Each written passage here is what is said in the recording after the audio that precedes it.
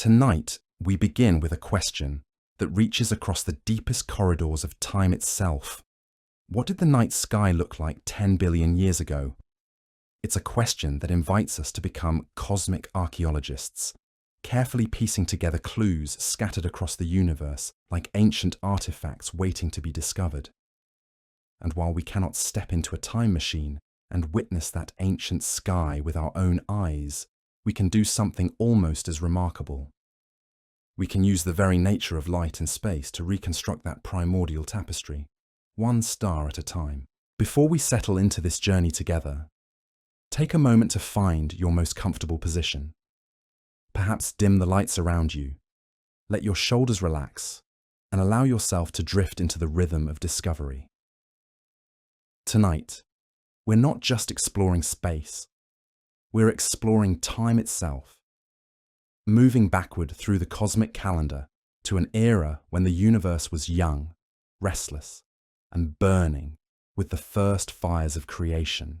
Now, when we speak of 10 billion years ago, we're referring to a moment when our universe was approximately 3.8 billion years old. To put this in perspective, if the entire history of the cosmos were compressed into a single year, 10 billion years ago would fall sometime in early May. The Big Bang would have occurred on New Year's Day, and today would be New Year's Eve. We're talking about a universe that was less than 30% of its current age, still in what we might call its cosmic adolescence. But here's where the story becomes truly fascinating.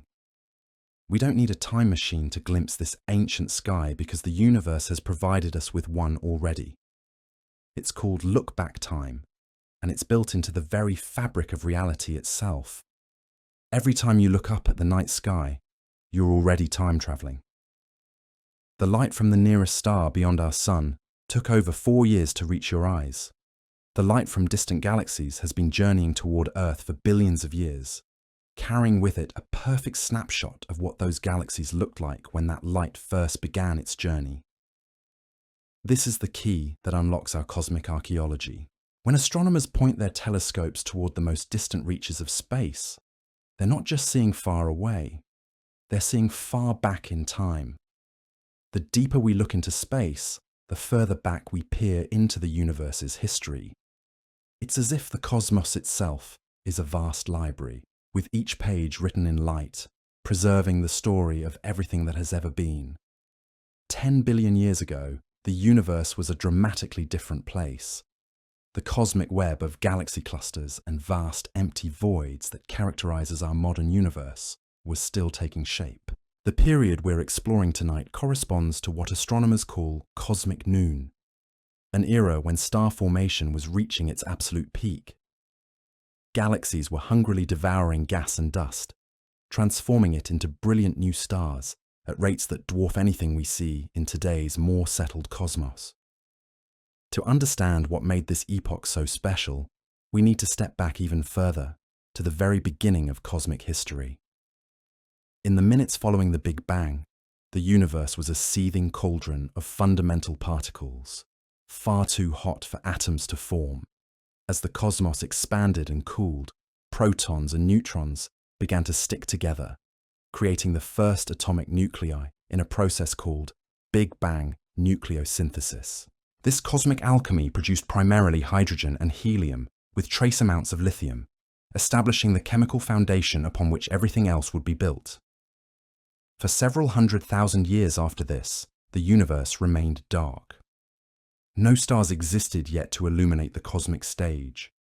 The first atoms had formed, but they were spread thin across space, creating what astronomers call the Dark Ages.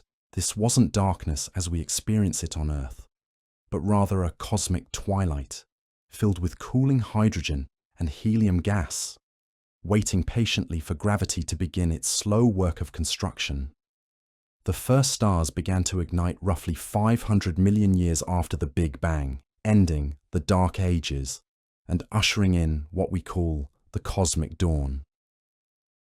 These were no ordinary stars. Known as population 3 stars, they were massive beyond anything we see in our galaxy today.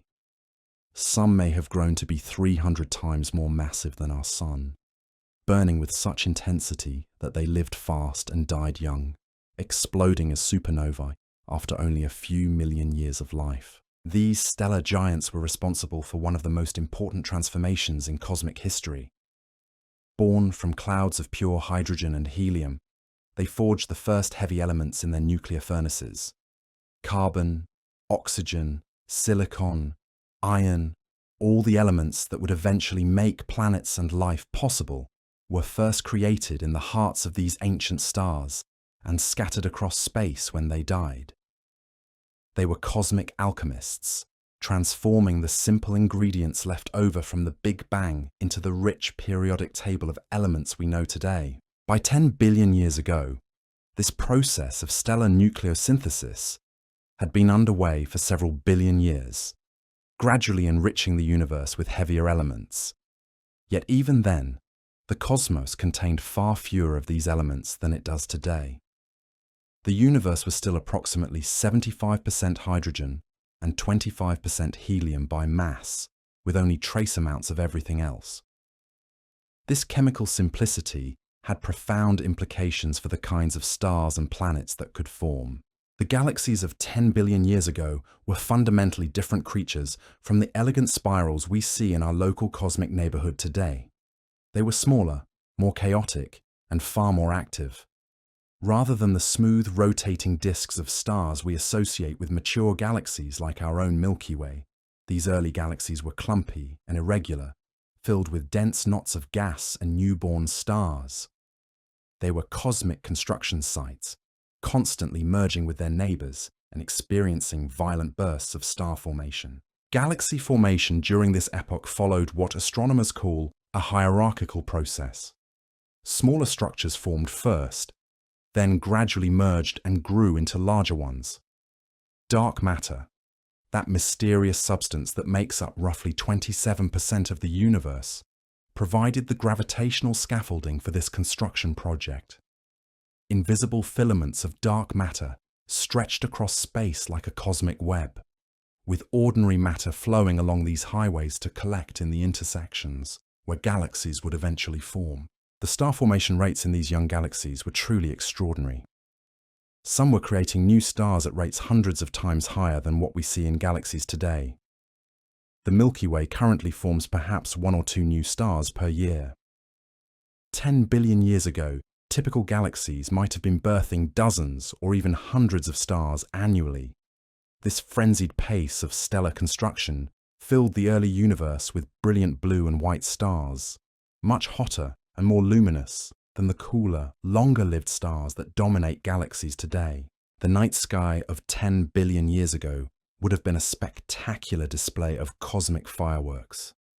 The universe was more compact then, with galaxies packed more closely together. The average density of matter was roughly 8 times higher than it is today, meaning that a hypothetical observer would have seen far more galaxies crowding their sky. These galaxies would have appeared brighter and bluer than modern ones, their light dominated by the intense radiation from massive young stars. But perhaps the most striking difference would have been the absence of the familiar patterns we call constellations. The stars that make up Orion, the Big Dipper, and all the other asterisms that have guided human navigation and storytelling for millennia simply didn't exist yet. Most of the stars we see in our night sky are relatively nearby, within a few thousand light-years of Earth. 10 billion years ago, our own galaxy was still a work in progress, and the particular collection of stars we now see from Earth had not yet formed. The Milky Way itself was dramatically different during this ancient epoch. Rather than the majestic barred spiral galaxy we know today, with its well-defined arms sweeping through space, our galaxy was likely a much smaller, more chaotic collection of gas clouds and star clusters. It was actively merging with smaller companion galaxies, a violent process that would have triggered intense bursts of star formation throughout the galactic disk. Our solar system, of course, didn't exist at all during this time. The Sun and Earth wouldn't form for another 4.5 billion years. The region of space where we now reside was likely part of a diffuse cloud of gas and dust, slowly enriching itself with heavy elements forged in the nuclear furnaces of dying stars. Each successive generation of stars added more carbon, oxygen, and other essential elements to the cosmic mix, gradually creating the conditions necessary for rocky planets and, eventually, life itself. The Ryanization of the universe was ongoing during this period, a process that would fundamentally change the transparency of space itself.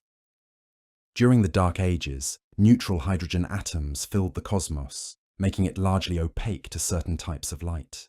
But as the first stars and galaxies began to shine, their intense ultraviolet radiation gradually ionized this hydrogen, stripping electrons from atoms and creating bubbles of clear space around each source of light.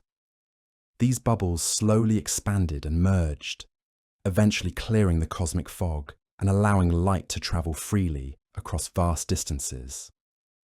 This transformation had profound implications for how the universe would evolve.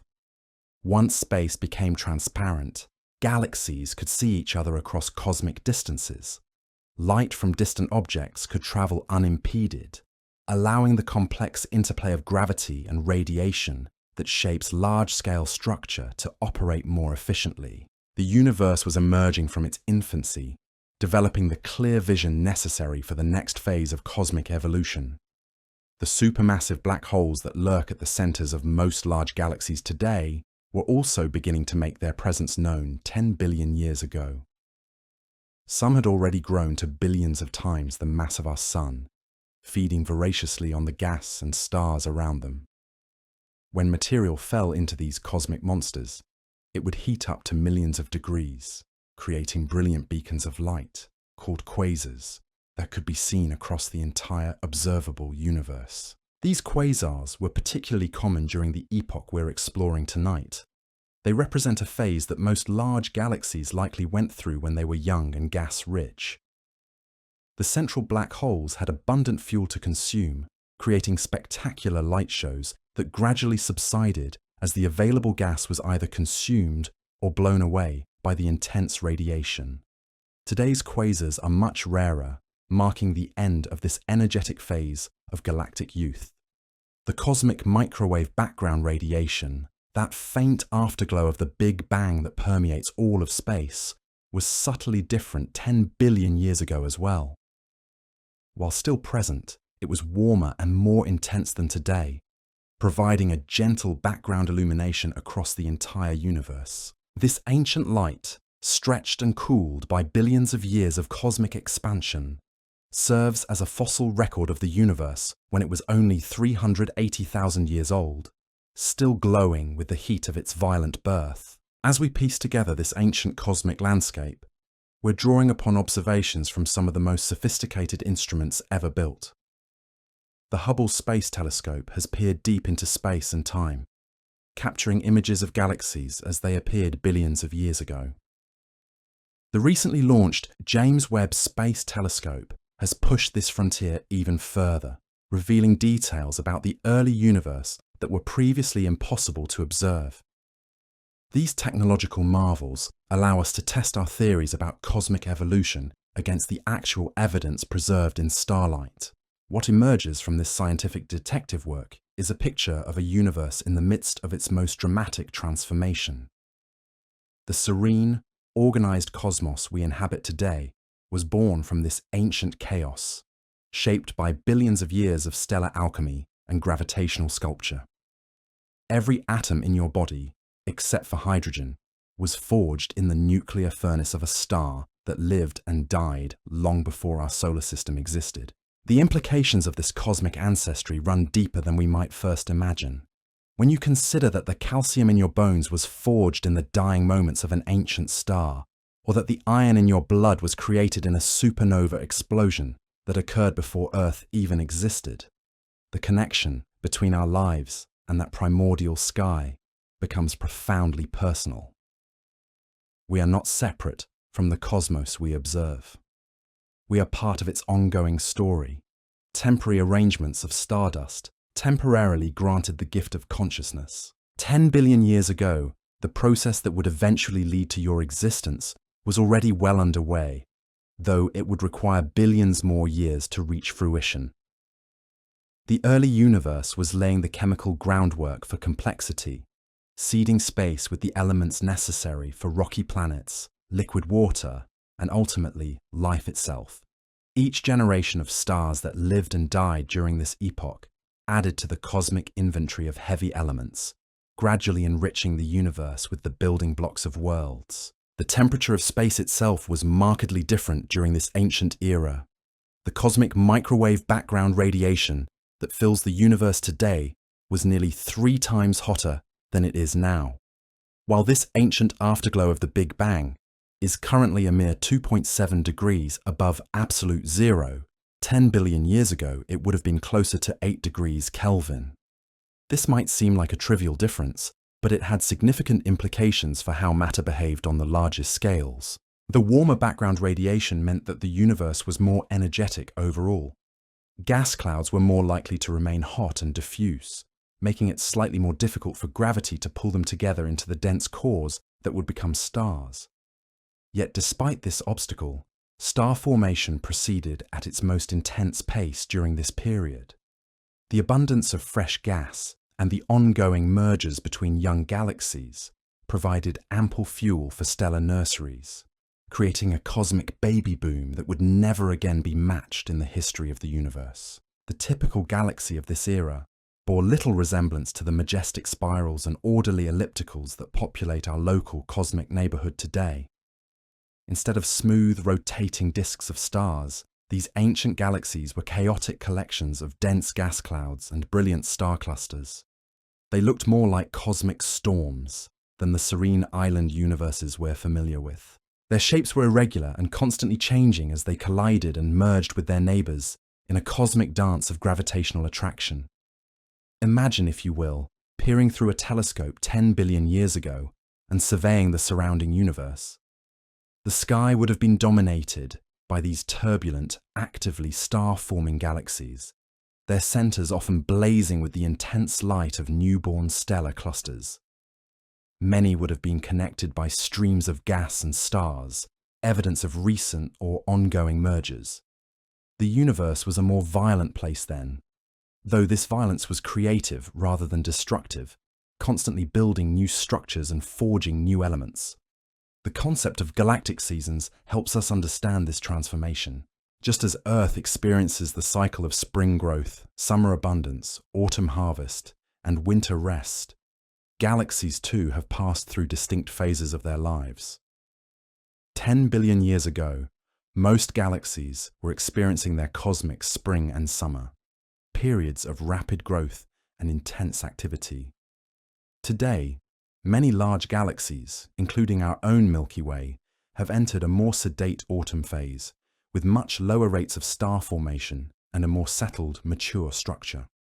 During this ancient epoch, the dark matter that provides the invisible scaffolding for cosmic structure was still actively drawing ordinary matter into the deepest gravitational wells. The cosmic web of dark matter filaments that spans the universe today was taking shape, with galaxies forming at the intersections like dewdrops collecting on a spider's web. This process was far more dynamic than it is today, with matter streaming along these invisible highways at tremendous speeds, eventually collecting in the gravitational traffic jams we call galaxy clusters. The first of these massive galaxy clusters were beginning to form 10 billion years ago, though they were still much smaller and less organized than the enormous structures we observe in the local universe. These early clusters were like cosmic cities in their infancy, with galaxies constantly arriving from the surrounding countryside and settling into new neighborhoods.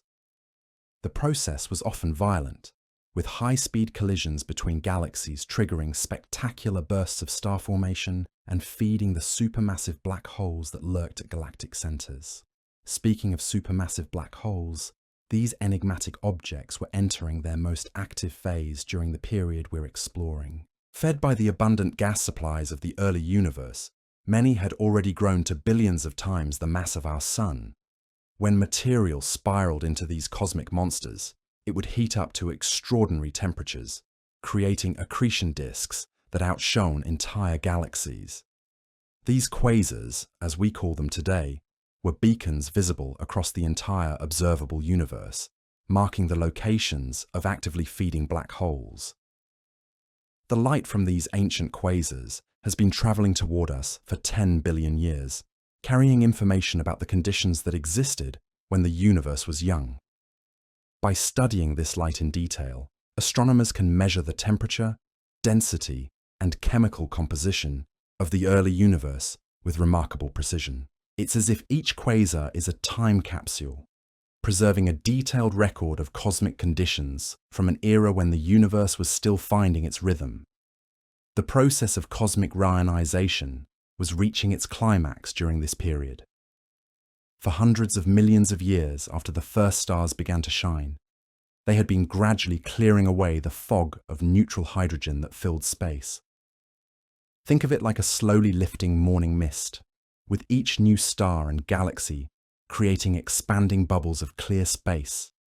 By 10 billion years ago, these bubbles had grown large enough to begin merging with one another, creating vast transparent regions where light could travel unimpeded across cosmic distances. This transformation fundamentally changed how the universe evolved. Once space became transparent to starlight, distant galaxies could influence each other across vast reaches of space. The radiation pressure from bright young stars could blow gas out of small galaxies, while the gravitational pull of massive galaxy clusters could strip gas from their satellite galaxies. The universe was becoming a more interconnected place, with cause and effect operating across scales that dwarfed anything we experience in our daily lives. The heavy elements being forged in stellar cores during this epoch were beginning to change the nature of star formation itself.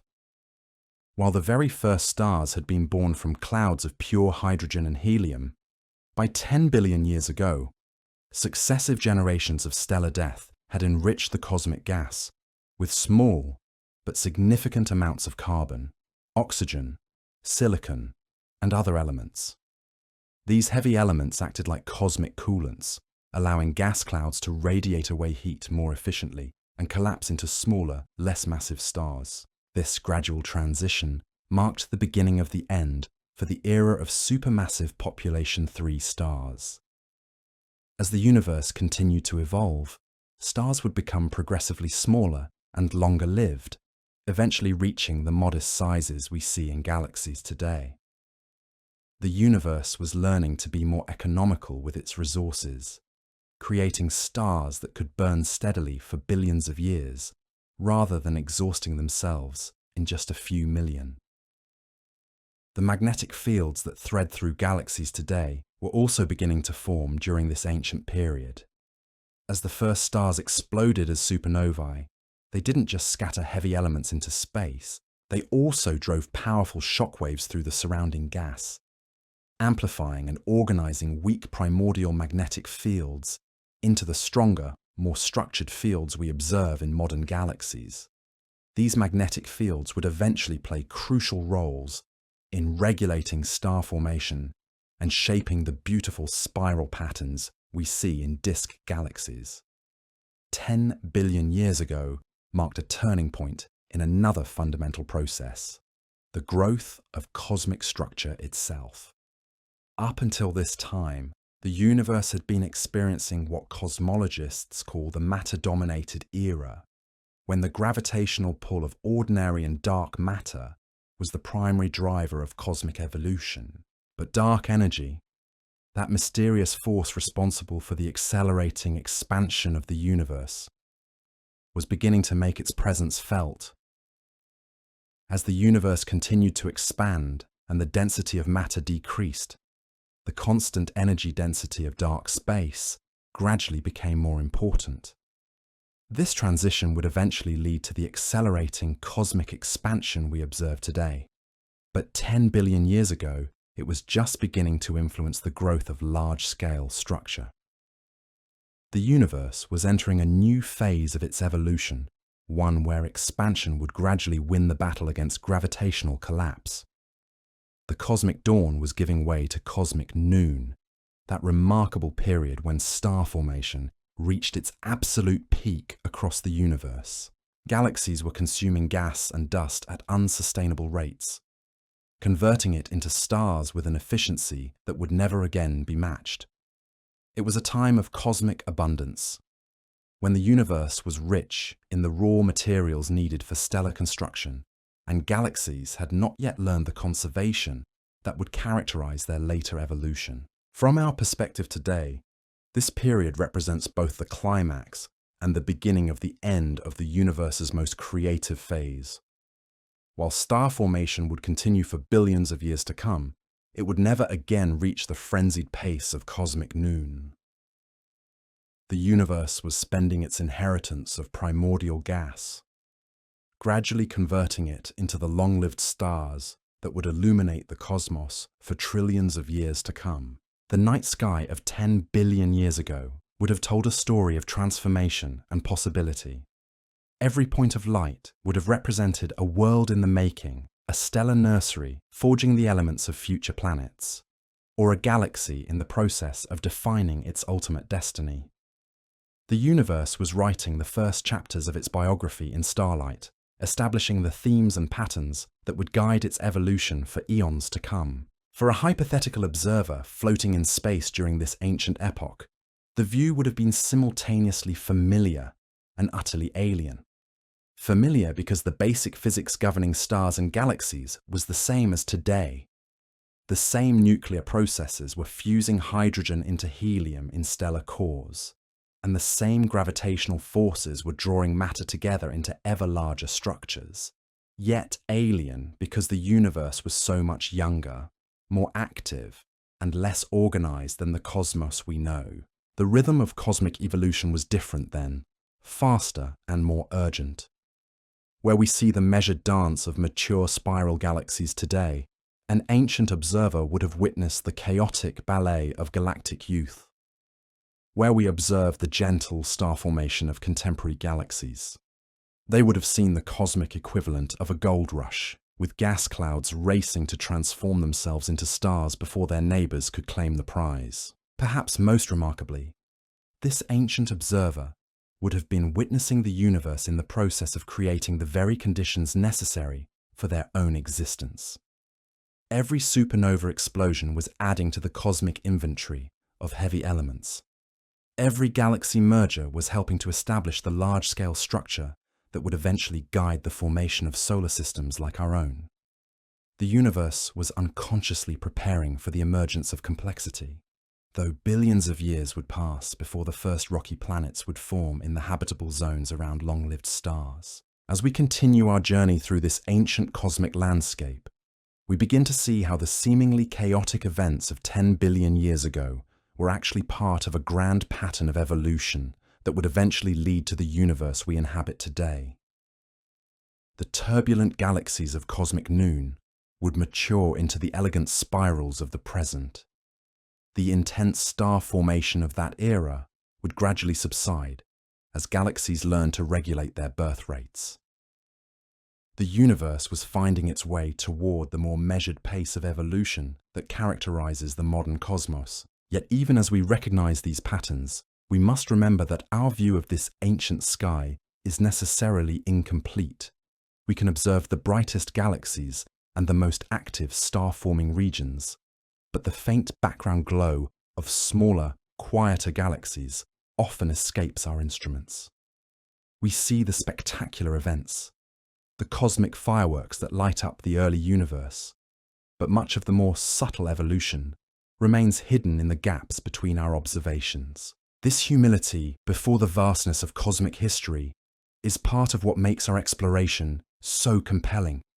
We are detectives working with incomplete evidence, using the tools of physics and astronomy to reconstruct events that occurred when the universe was less than a third of its current age. Every new observation adds another piece to the puzzle, gradually revealing the magnificent story of how the cosmos evolved from the simple aftermath of the Big Bang into the rich, complex universe we see today. The ancient night sky of 10 billion years ago represents more than just a moment in cosmic history. It embodies the creative potential of the universe itself, the remarkable ability of simple physical laws to generate infinite complexity and beauty. In those primordial galaxies and newborn stars, we see the universe learning to create, experimenting with different forms and structures, gradually developing the architectural principles that would guide the construction of everything from solar systems to galaxy clusters, systems to galaxy clusters. The light that reaches us today from the deepest corners of space carries within it the memories of this transformative epoch.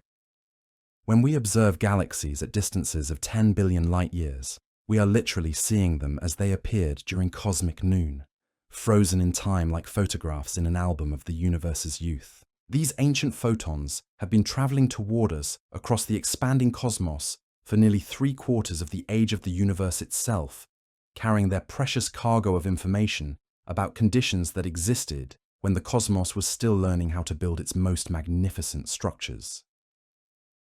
The process by which we reconstruct this ancient sky is both elegant and profound. Astronomers use what we call the redshift of distant galaxies to measure their age and distance. As the universe expands, the space between galaxies stretches, and this stretching pulls at the light waves traveling through it, shifting them toward longer, redder wavelengths. The greater the redshift, the more distant and ancient the galaxy. It's a cosmic clock built into the very fabric of space-time, allowing us to map not just where things are, but when they were.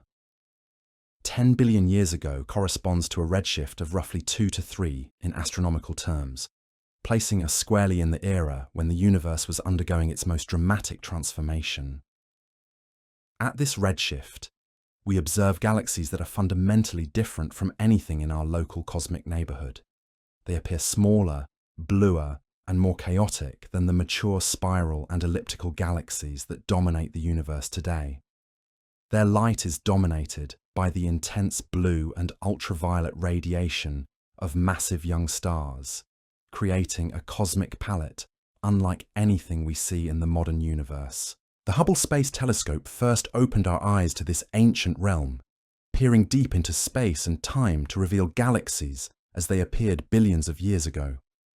The famous Hubble Deep Field images, taken by pointing the telescope at seemingly empty patches of sky and collecting light for days at a time, revealed thousands of distant galaxies packed into areas no larger than a grain of sand held at arm's length. Each of these tiny specks of light represents an entire galaxy containing billions of stars, captured as it appeared when the universe was young. More recently, the James Webb Space Telescope has pushed this frontier even further, using its infrared vision to peer through the cosmic dust and gas that often obscures our view of the early universe.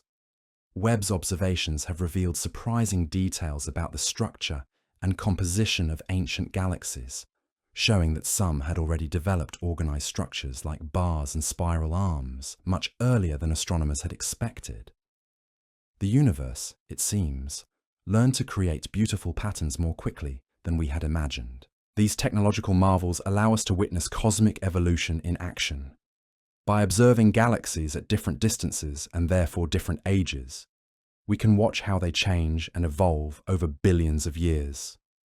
It's like having access to a time-lapse movie of the entire universe, compressed into the data collected by our most sophisticated instruments. Each observation adds another frame to this cosmic film, gradually revealing the story of how the universe transformed from the chaotic aftermath of the Big Bang into the organized cosmos we see today. The stellar populations that dominated the universe 10 billion years ago were markedly different from those we observe in nearby galaxies. The massive population 3 stars that had ended the cosmic dark ages were giving way to smaller, longer-lived stars, but the universe was still in its stellar adolescence. The typical star forming during this epoch was more massive and luminous than the average star being born today. These stellar giants burned through their nuclear fuel at prodigious rates, living fast and dying young in spectacular supernova explosions that scattered their newly forged heavy elements across vast regions of space. The supernova rate during cosmic noon was correspondingly high, with these stellar explosions occurring far more frequently than they do in today's more sedate universe.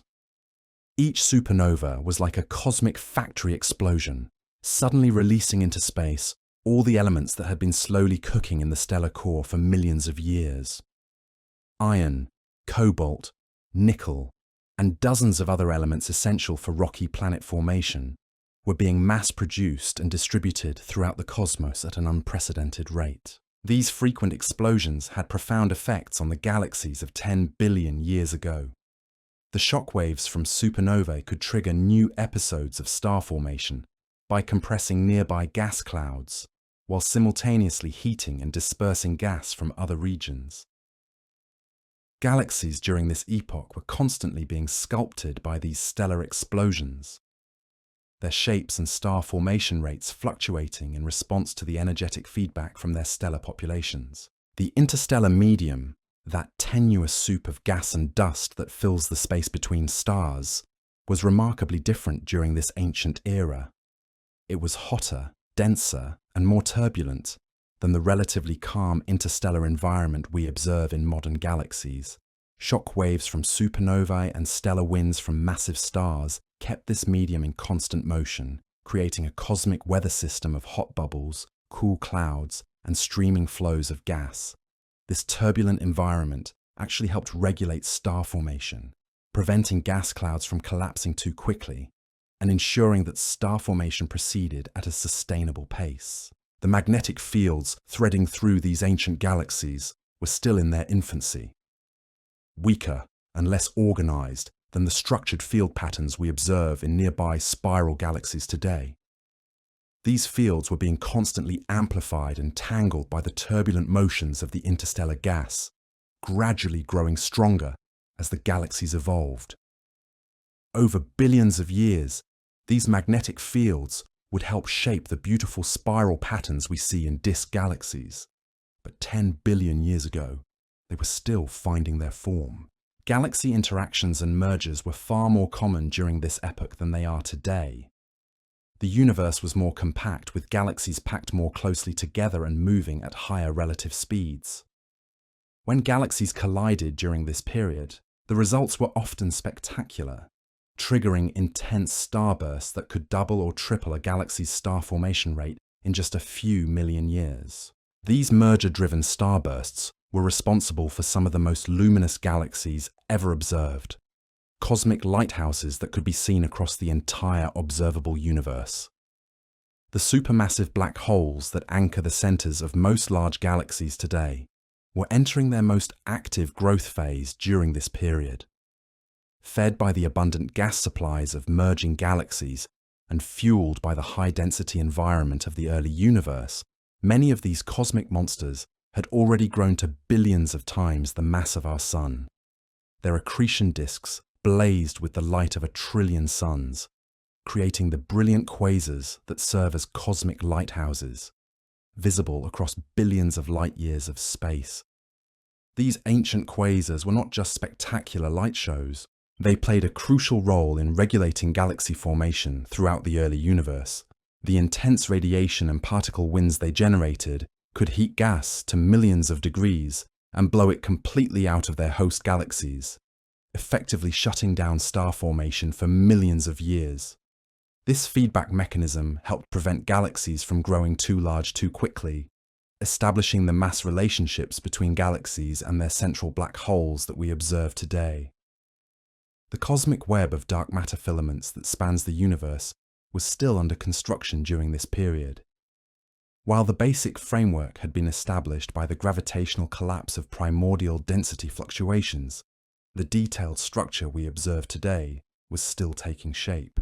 Galaxy clusters, those massive collections of hundreds or thousands of galaxies bound together by gravity, were smaller and less organized than their modern counterparts. Many were still in the process of assembly, with galaxies streaming in from the surrounding cosmic web and settling into their new gravitational neighborhoods. The intracluster medium, that hot gas that fills the space between galaxies in clusters, was cooler and denser than it is today. This allowed gas to continue flowing into cluster centers, feeding the central galaxies and enabling continued star formation. In contrast, Modern galaxy clusters are filled with gas so hot that it prevents further star formation, effectively starving the cluster galaxies of the raw materials they need to continue growing. Dark matter itself was playing a more active role in cosmic evolution during this epoch. The smaller dark matter halos that would eventually merge to form today's massive galaxy clusters were still distinct entities, each hosting its own galaxy or group of galaxies. The process of hierarchical structure formation was in full swing, with smaller structures constantly merging to build larger ones. This bottom-up construction project would continue for billions of years, gradually assembling the cosmic architecture we observe today. The cosmic microwave background radiation, that ancient afterglow of the Big Bang, was providing a warmer bath of photons during this period. At nearly 3 times its current temperature, this background radiation had subtle but important effects on how matter behaved on large scales. It made it slightly more difficult for small-scale structure to form, suppressing the formation of the smallest galaxies and ensuring that star formation was concentrated in larger, more massive systems. The universe's expansion rate was different during this epoch as well. 10 billion years ago, the cosmic expansion was actually decelerating under the gravitational pull of all the matter and energy it contained. Dark energy, that mysterious force responsible for today's accelerating expansion, existed but was not yet dominant. The universe was still in what cosmologists call the matter-dominated era, when gravity was winning the battle against expansion on most scales. This slower expansion rate had important implications for galaxy formation and evolution.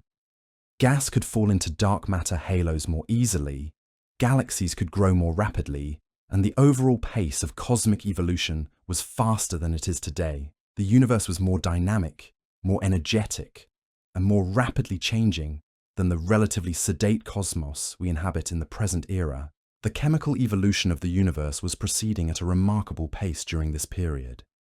Each generation of massive stars that lived and died added to the cosmic inventory of heavy elements, gradually enriching the interstellar medium with the building blocks of rocky planets.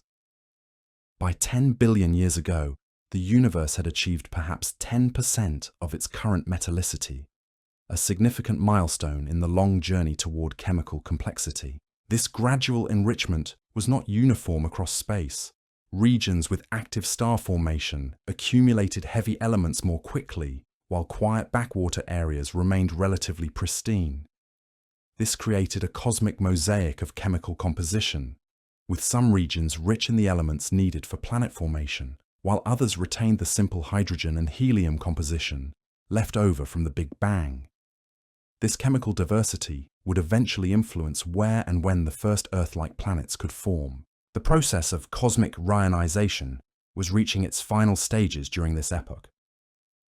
The combined ultraviolet radiation from all the stars and quasars in the universe had succeeded in ionizing most of the hydrogen gas that filled intergalactic space. This transformation from a neutral to an ionized universe was one of the most important phase transitions in cosmic history, fundamentally changing how light could travel through space and how galaxies could interact with their environment. The completion of rionization marked the end of the universe's opaque phase and the beginning of the transparent cosmos we observe today. Before this transition, much of the universe was shrouded in a fog of neutral hydrogen that absorbed certain wavelengths of light.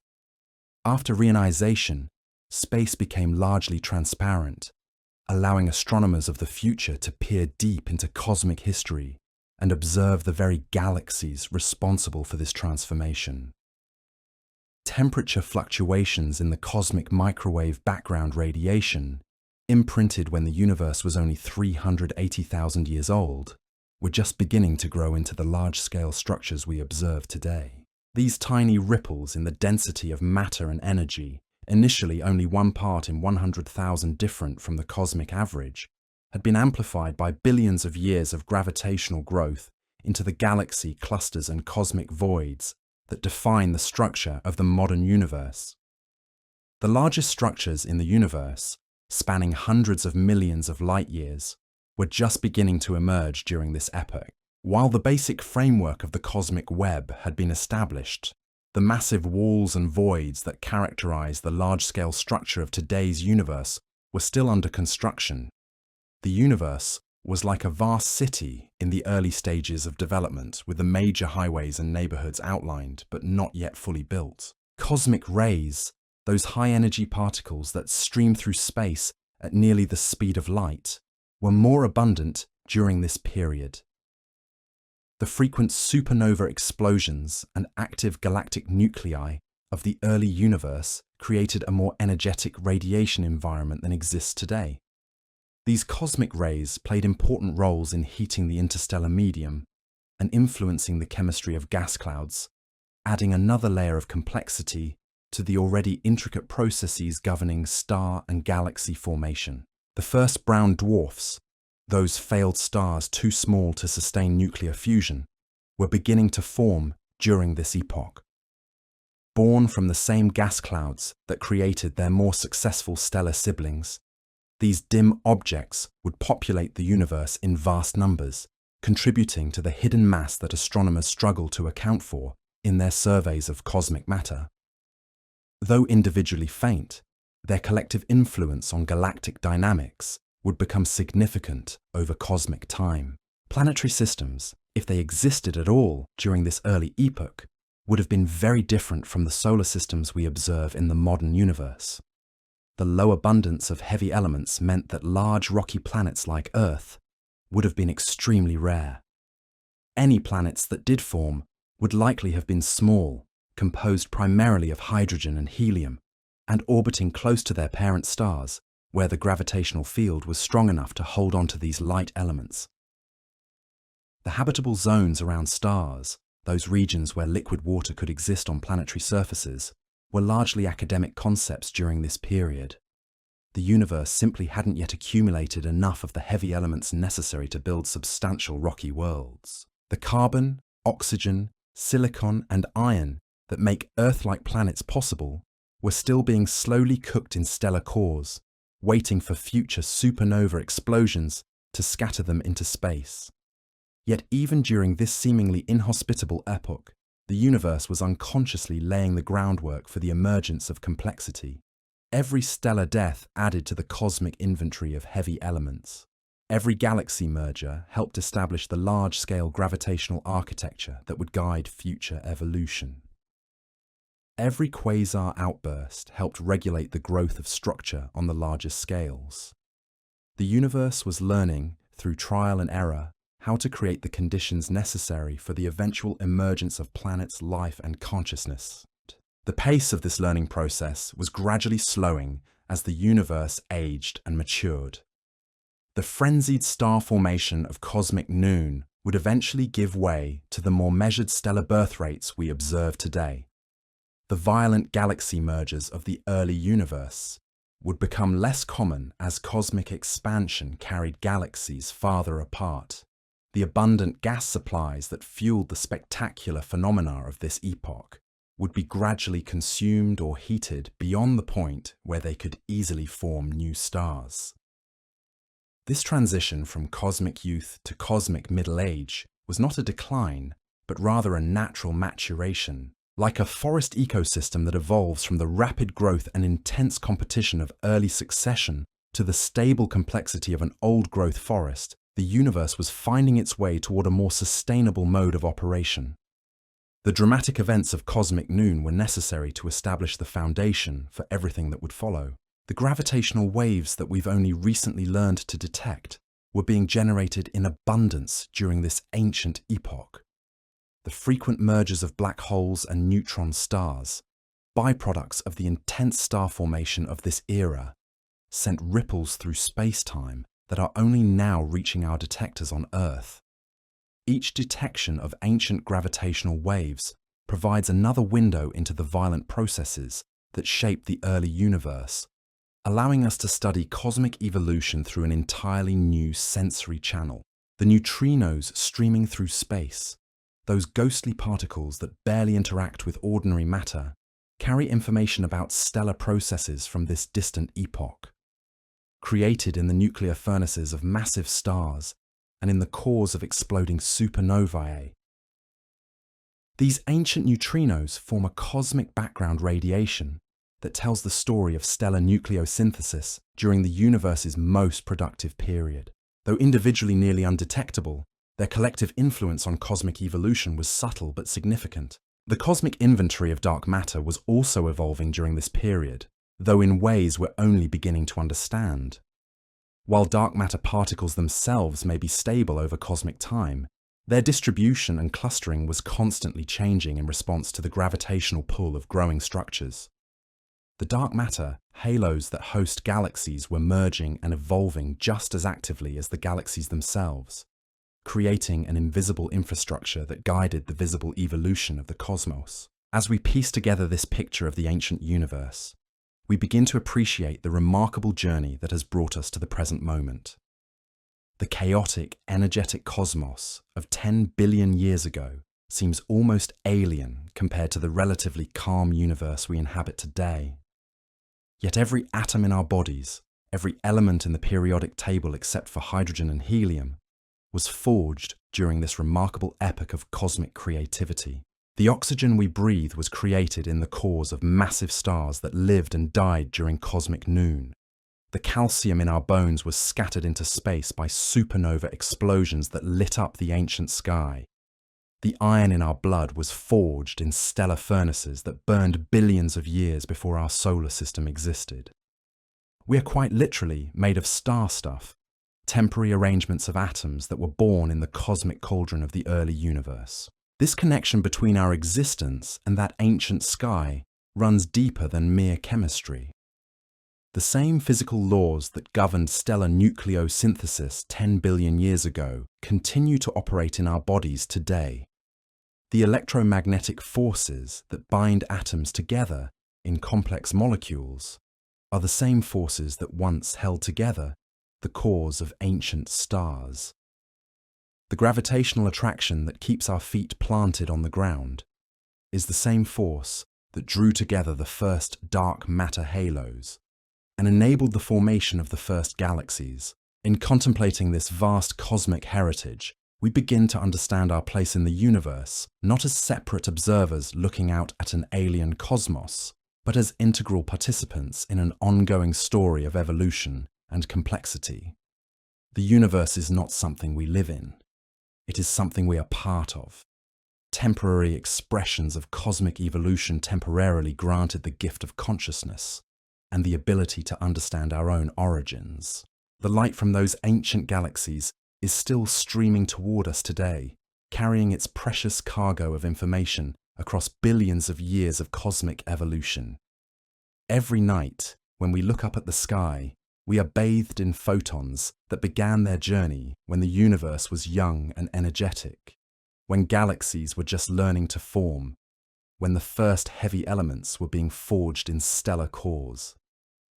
This ancient light connects us directly to that distant epoch, making us witnesses to cosmic history on the grandest possible scale. In the gentle glow of starlight, in the soft whisper of cosmic microwave background radiation, in the subtle gravitational tugs we feel from distant galaxies, the ancient universe continues to make its presence known. The past is not gone. It surrounds us, flows through us, and continues to influence the evolution of everything we see. We are not separate from cosmic history.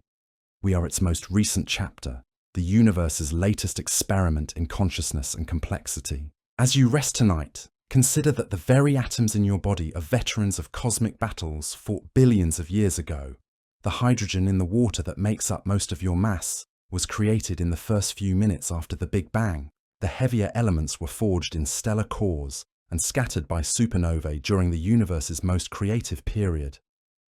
You are a living library of cosmic history, a temporary arrangement of ancient stardust, temporarily blessed with the ability to contemplate its own magnificent origins. The night sky of 10 billion years ago lives on in our telescopes, in our theories, and in our very bodies. Though we cannot travel back in time to witness that ancient cosmic dawn directly, we carry its legacy within us and around us in every breath, every heartbeat, every moment of conscious awareness. In understanding our cosmic heritage, we come to see that we are not strangers in the universe, but rather its children, born from starlight and destined to return to the cosmic dance that gave us birth. Sleep peacefully, knowing that you are part of a story that began before the Earth existed and will continue long after our sun has faded to a gentle white dwarf. The universe dreams through us, and in our dreams, we return to that ancient sky where it all began, where the first stars learned to shine, where the first galaxies learned to dance, and where the seeds of our existence were first planted in the fertile darkness between the stars. The stars, the ancient cosmos we've been exploring together, reveals itself to us through more than just the light of distant galaxies. The very fabric of space itself carries the fingerprints of that remarkable epoch, woven into the subtle patterns we can detect today with our most sensitive instruments. As you settle deeper into your comfortable position, allow yourself to drift with us into these delicate cosmic rhythms, these whispered secrets from an age when the universe was still learning how to build its most beautiful structures. The cosmic microwave background radiation that bathes our universe today tells a story that begins long before even those first galaxies began to shine. This gentle afterglow of creation, cooler now than the space between stars, carries within it the memory of a time when the entire universe glowed like the surface of a star. When we map this ancient light with exquisite precision, we can see the tiny fluctuations in temperature and density that would eventually grow into the cosmic web of galaxies we observe today. 10 billion years ago, these primordial seeds had already been growing for several billion years under the patient guidance of gravity. The universe had cooled from its initial fireball to a more temperate cosmic environment, though still far warmer than the frigid expanses we observe today. Space itself was denser, more intimate somehow, with matter packed into a volume roughly 1/8 the size of our current cosmos. Imagine floating in that ancient space, surrounded by the gentle warmth of a universe still heated by its own expansion. The cosmic microwave background would have provided a subtle glow, not visible to human eyes, but detectable as a gentle warmth on your skin. This ancient starlight, stretched and cooled by billions of years of cosmic expansion, would have been nearly 3 times more intense than the faint whisper we detect today. The dark matter that forms the invisible scaffolding of our universe was actively shaping the cosmic landscape during this period. Unlike the ordinary matter that makes up stars and planets, dark matter interacts only through gravity. But this single force was sufficient to draw together the materials needed for galaxy formation. Picture vast streams of invisible matter flowing through space like cosmic rivers, carrying along the hydrogen and helium gas that would eventually ignite as the first stars. These dark matter currents were converging at special points throughout the universe, creating gravitational wells deep enough to trap and concentrate the primordial gas. At these cosmic intersections, the first proto-galaxies were taking shape, not yet the elegant spiral and elliptical forms we know today, but chaotic collections of gas clouds, slowly collapsing under their own weight. The process was neither quick nor smooth. Gas falling into these early gravitational wells would heat up from the compression, sometimes reaching temperatures of millions of degrees. This thermal energy fought against gravitational collapse, creating a delicate balance between infall and expansion. Only when gas clouds could cool efficiently would they continue their collapse towards star formation, and this cooling process depended crucially on the presence of heavy elements that could radiate away the excess heat. But 10 billion years ago, heavy elements were still rare and precious commodities in the cosmic economy. The universe had been operating its stellar foundries for only a few billion years, not nearly long enough to accumulate the rich inventory of elements we take for granted today. Carbon, oxygen, and silicon existed, but in concentrations perhaps 1/10 of what we observe in the modern universe. This chemical poverty profoundly influenced the kinds of stars and galaxies that could form. Without sufficient heavy elements to cool efficiently, gas clouds remained hotter and more turbulent than their modern counterparts.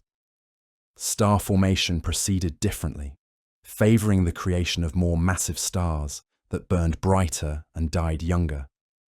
These stellar giants consumed their nuclear fuel at prodigious rates, living for only a few million years before exploding as supernovae and scattering their newly forged elements into the surrounding space. The supernova explosions of this epoch were particularly spectacular events, far more energetic than the stellar deaths we observe in nearby galaxies today. The massive progenitor stars had fewer heavy elements in their cores, which allowed them to collapse more completely before the nuclear reactions that power the explosion could halt the implosion. The result was supernovae that could shine as brightly as entire galaxies for weeks or months, visible across vast reaches of the early universe. These cosmic explosions served as both creators and destroyers, forging new elements while simultaneously dispersing gas clouds and regulating star formation. Each supernova explosion created a hot bubble of gas, expanding at thousands of kilometers per second, sweeping up and heating the surrounding interstellar medium. Multiple explosions in the same region could create vast cavities filled with million-degree gas, fundamentally altering the structure and evolution of their host galaxies. The interstellar medium of galaxies 10 billion years ago was a far more dynamic and energetic place than the relatively calm environment we observe in nearby galaxies today. Shockwaves from supernovae and stellar winds from massive stars kept the gas in constant turbulent motion, creating a cosmic weather system of colliding gas clouds, expanding bubbles, and streaming flows of hot plasma. This turbulence actually played a crucial role in regulating star formation, preventing gas from collapsing too rapidly, and ensuring that stellar birth proceeded at a sustainable rate. Without this feedback mechanism, early galaxies might have consumed all their gas in a single burst of star formation, leaving them unable to continue growing and evolving over cosmic time. The magnetic fields threading through these ancient galaxies were still weak and disorganized compared to the structured field patterns we observe in modern spiral galaxies.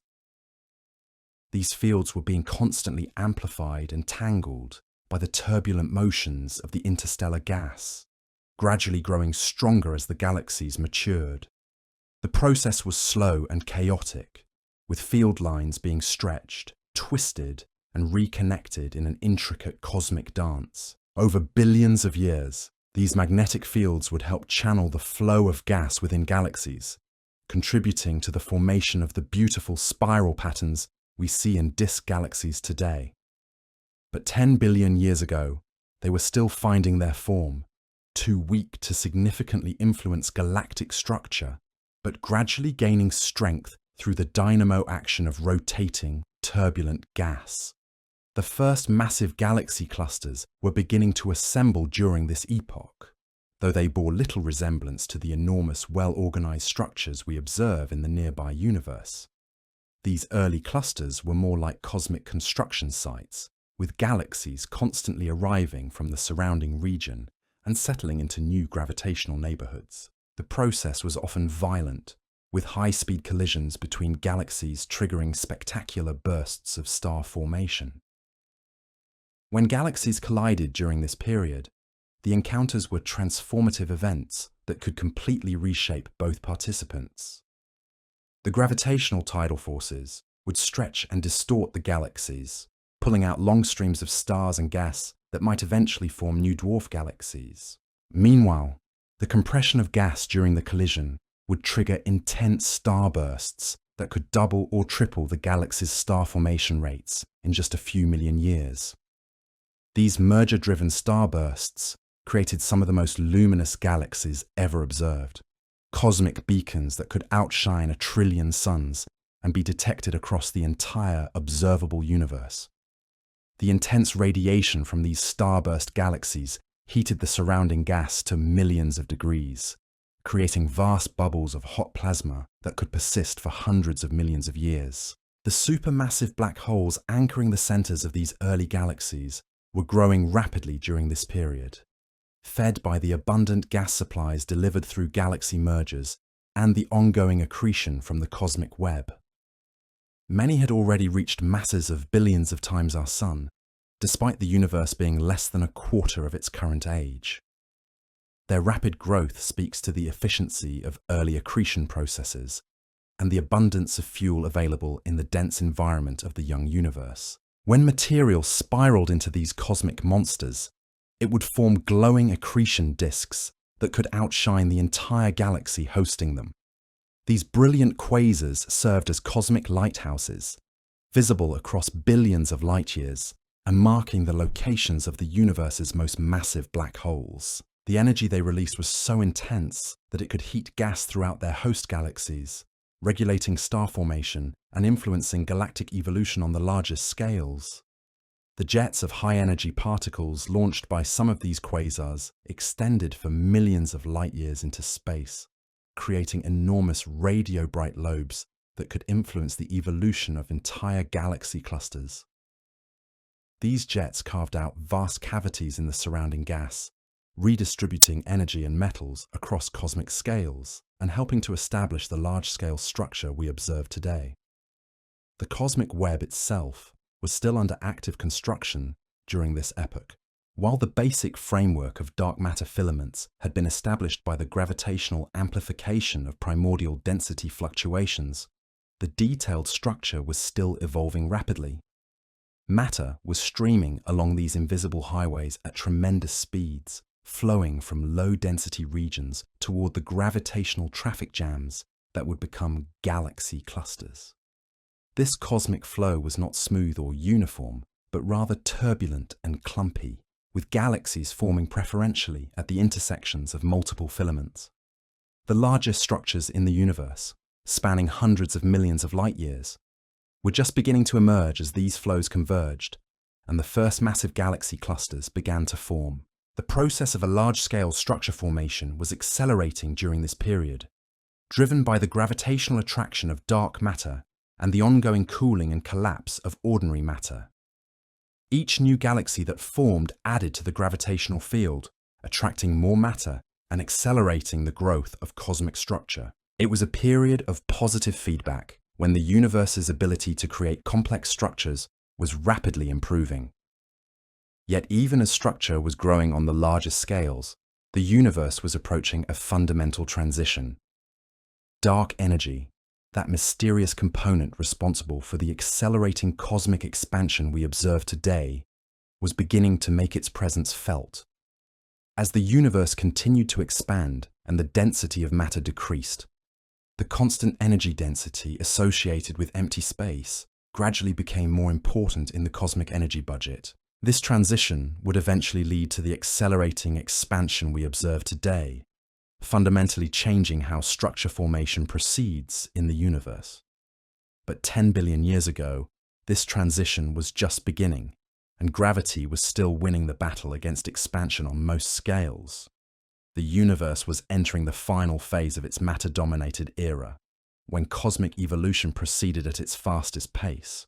The rate of cosmic expansion during this epoch was actually slowing down under the gravitational influence of all the matter and energy the universe contained.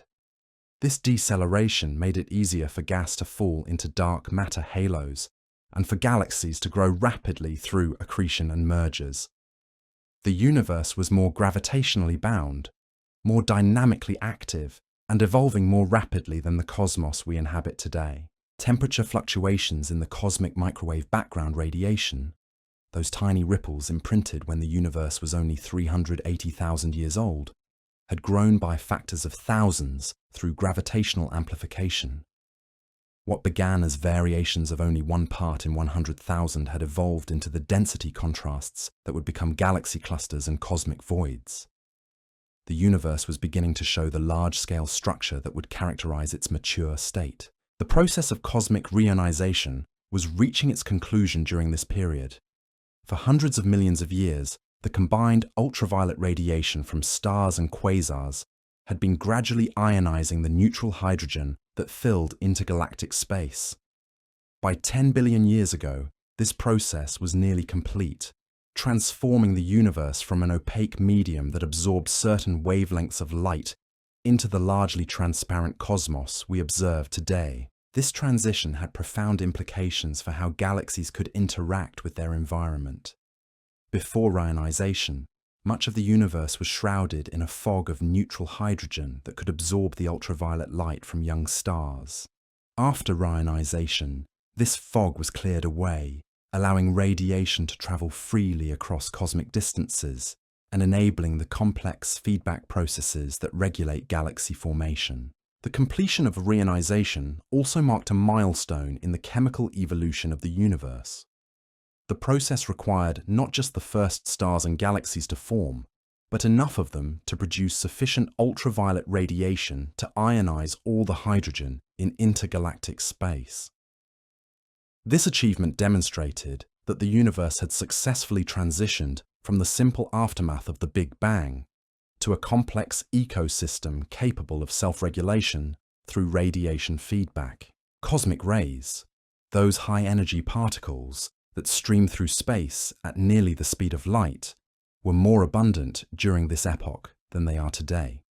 The frequent supernova explosions and active galactic nuclei of the early universe created a more energetic radiation environment, filling space with particles accelerated to enormous energies.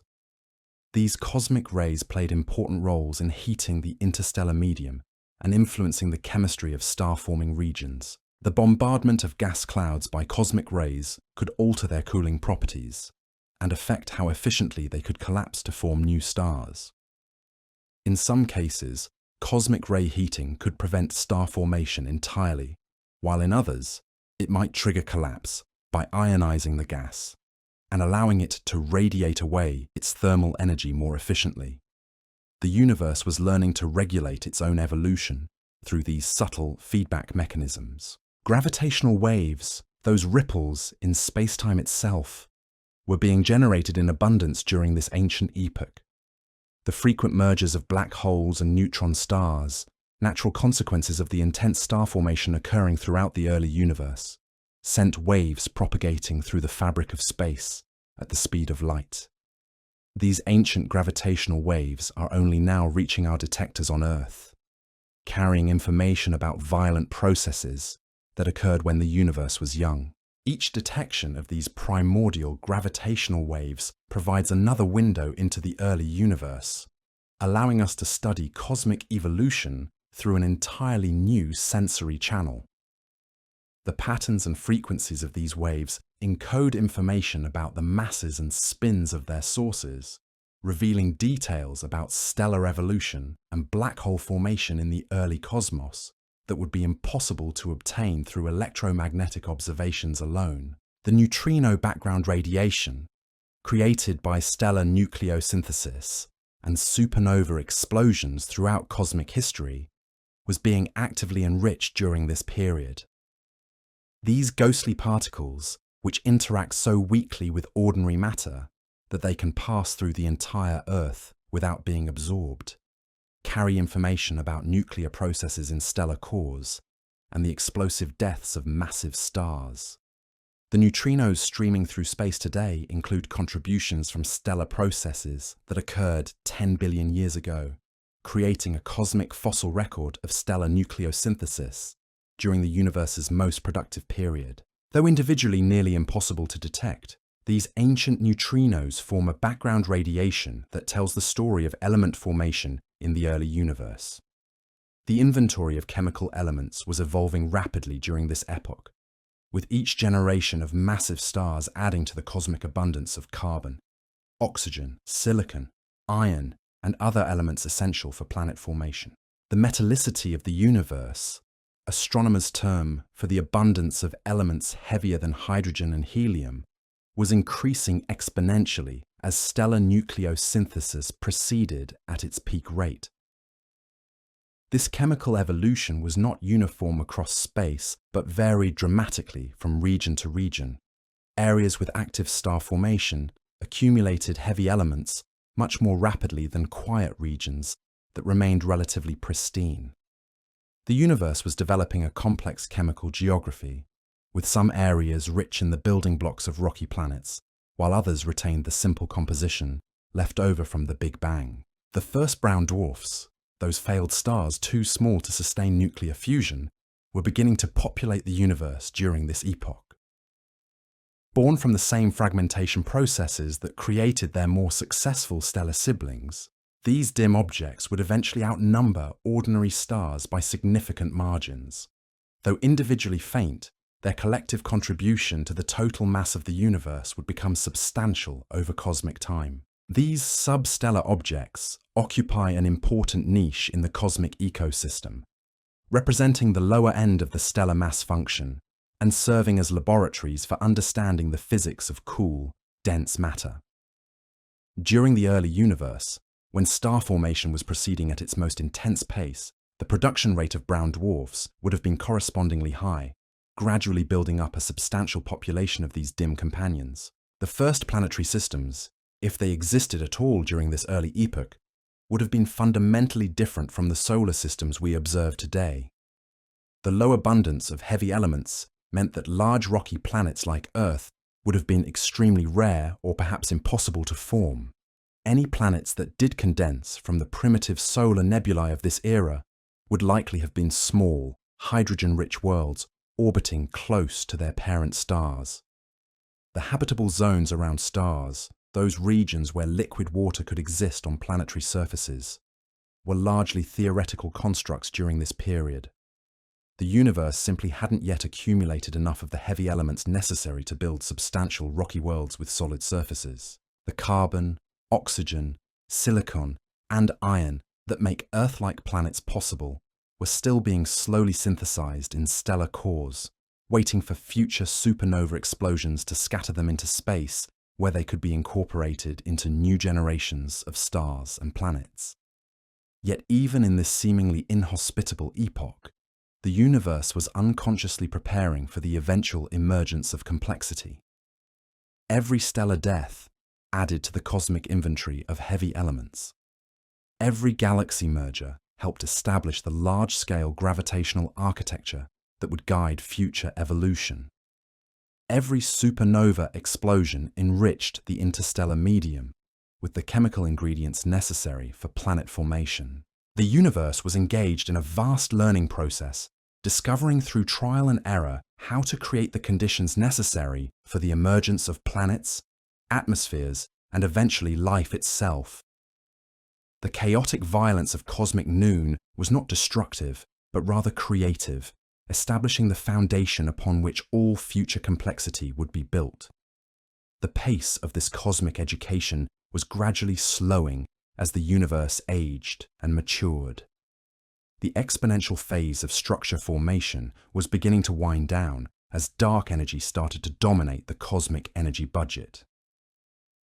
The abundant gas supplies that fueled the spectacular phenomena of this epoch were being gradually consumed or heated beyond the point where they could easily condense into new stars. This transition represented not a decline, but rather a natural maturation of the cosmic ecosystem. Like a biological ecosystem that evolves from the rapid growth and intense competition of early succession toward the stable complexity of a mature forest, the universe was finding its way toward a more sustainable mode of operation that could persist for trillions of years into the future. The dramatic star formation rates of cosmic noon were necessarily temporary, limited by the finite supply of gas available for stellar construction. As this fuel was consumed, converted into stars, or heated and expelled by energetic feedback processes, the universe would naturally transition to the lower, steadier star formation rates we observe in galaxies today. This cosmic aging process was already beginning to show its effects in the most massive galaxies 10 billion years ago. The largest elliptical galaxies had largely completed their major growth phase and were beginning to settle into the quiescent, slowly evolving systems we observe in the nearby universe. Their central black holes had grown massive enough to regulate further gas accretion, effectively shutting down the star formation that had characterized their youth. Smaller galaxies like the precursors to our own Milky Way were still actively forming stars and growing through accretion and mergers, but even they were beginning to show signs of maturation. The most massive stars formed during cosmic noon had already lived out their brief lives and exploded as supernovae, leaving behind neutron stars and black holes that would persist for cosmic ages to come. The transition from the chaotic galaxy morphologies of the early universe to the ordered spiral and elliptical forms we see today was well underway during this period. Galaxies were learning to settle into stable configurations, with their central black holes, stellar populations, and dark matter halos achieving a delicate balance that would allow them to survive for billions of years with relatively little change.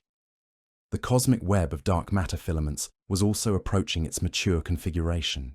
While small-scale structure continued to grow and evolve, the largest features of the cosmic architecture were becoming established. The basic framework of galaxy clusters, filaments, and voids that characterizes the universe today was taking recognizable shape. This large-scale structure would continue to evolve over cosmic time, but at an ever-decreasing rate as dark energy began to dominate the expansion of the universe. The period we're exploring tonight represents the last era when cosmic evolution proceeded at its most rapid pace, when the universe was still young enough to undergo dramatic transformations on relatively short timescales. The magnetic fields that thread through galaxies and galaxy clusters were also maturing during this epoch. The chaotic, turbulent magnetic fields of the early universe were gradually organizing themselves into the more structured patterns we observe in nearby galaxies. This magnetic evolution was driven by the rotation and turbulent motions of galactic gas, which acted like a cosmic dynamo to amplify and organize the field lines. These evolving magnetic fields would eventually play crucial roles in regulating star formation, channeling the flow of gas within galaxies, and shaping the beautiful spiral patterns that characterize disk galaxies. The universe was developing its magnetic personality, establishing field patterns that would persist for billions of years and influence galactic evolution on multiple scales. The first globular clusters, those dense collections of ancient stars that orbit the outer regions of large galaxies, were forming during this epoch. Born in the intense star-forming regions of merging galaxies, these stellar cities contained hundreds of thousands of stars, packed into regions only a few light-years across. They represent some of the oldest stellar populations in the universe, fossil remnants of the violent galaxy formation processes of the early cosmos. These ancient star clusters serve as archaeological artifacts, preserving information about the chemical composition and physical conditions that existed during the universe's youth. By studying their stellar populations today, astronomers can reconstruct the star formation history of the early universe and understand how the first galaxies assembled from smaller building blocks. The cosmic distance ladder, that series of overlapping measurement techniques that astronomers use to map the scale of the universe, was being established during this period through the standardized brightnesses of various stellar phenomena. Type Ia supernova, created by the explosion of white dwarf stars in binary systems, were beginning to occur with sufficient frequency to serve as cosmic standard candles, though the progenitor systems required billions of years to evolve. These stellar explosions would eventually allow astronomers to discover the accelerating expansion of the universe and the existence of dark energy. But 10 billion years ago, they were simply contributing to the ongoing enrichment of the interstellar medium with iron and other heavy elements essential for planet formation. The universe was also developing its thermal history during this epoch, with different components reaching characteristic temperatures that would persist for cosmic ages. The cosmic microwave background radiation was cooling according to the expansion of the universe, while the gas in galaxy clusters was being heated to millions of degrees by gravitational collapse and supernova feedback. This thermal stratification of the universe, from the cold depths of intergalactic space to the million-degree gas in galaxy clusters, establish temperature gradients that would influence cosmic evolution for billions of years to come. The universe was learning to manage its thermal energy, developing mechanisms for heating and cooling that would allow complex structures to form and persist over cosmic time. The rotation curves of galaxies, those plots of orbital velocity versus distance from the galactic center that first revealed the existence of dark matter, were beginning to take their characteristic flat shape during this epoch. As galaxies assembled more mass and their dark matter halos grew, the gravitational fields became strong enough to maintain high orbital velocities even at large distances from the galactic center. This flattening of rotation curves provided some of the first evidence that galaxies contained far more mass than could be accounted for by their visible stars and gas. The universe was revealing its hidden architecture, demonstrating that the majority of cosmic matter exists in a form that interacts only through gravity.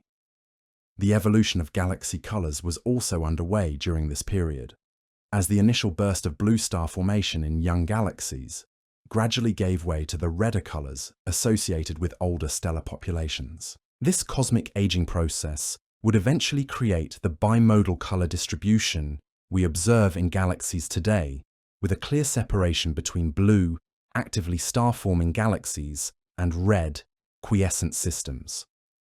The transition from blue to red represents more than just a change in stellar populations. It reflects the fundamental evolution of galaxies from gas-rich, actively growing systems to gas-poor, slowly evolving ones. The universe was learning to create both types of galaxies and to regulate the transition between them through a complex interplay of internal and external processes.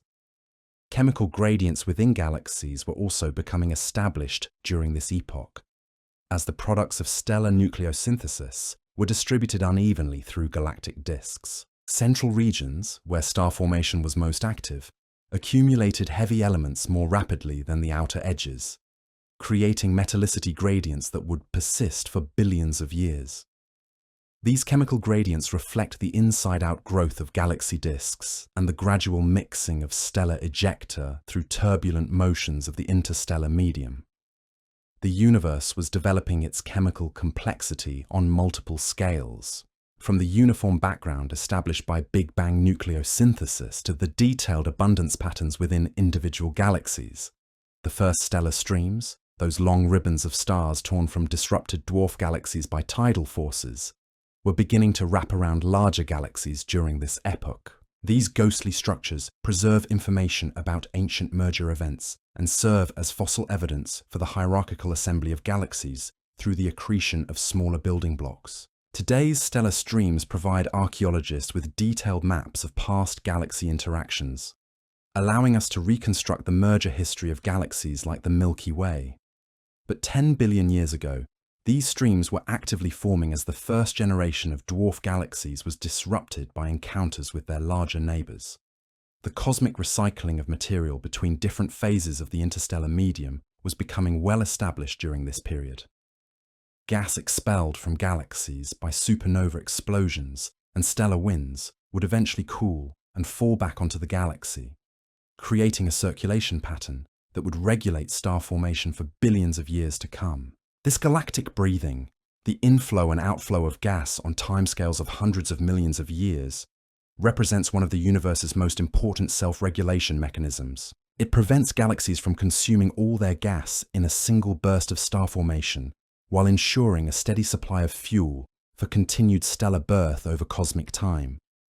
The circumgalactic medium, that tenuous halo of hot gas surrounding each galaxy, was also developing its characteristic properties during this epoch. Fed by gas flowing in along dark matter filaments and heated by supernova explosions and stellar winds, this gaseous reservoir would serve as both a source and sink for galactic star formation. The complex interplay between galaxies and their gaseous halos represents one of the frontiers of modern astrophysics, and the foundations of this relationship were being established during the cosmic noon period we're exploring tonight.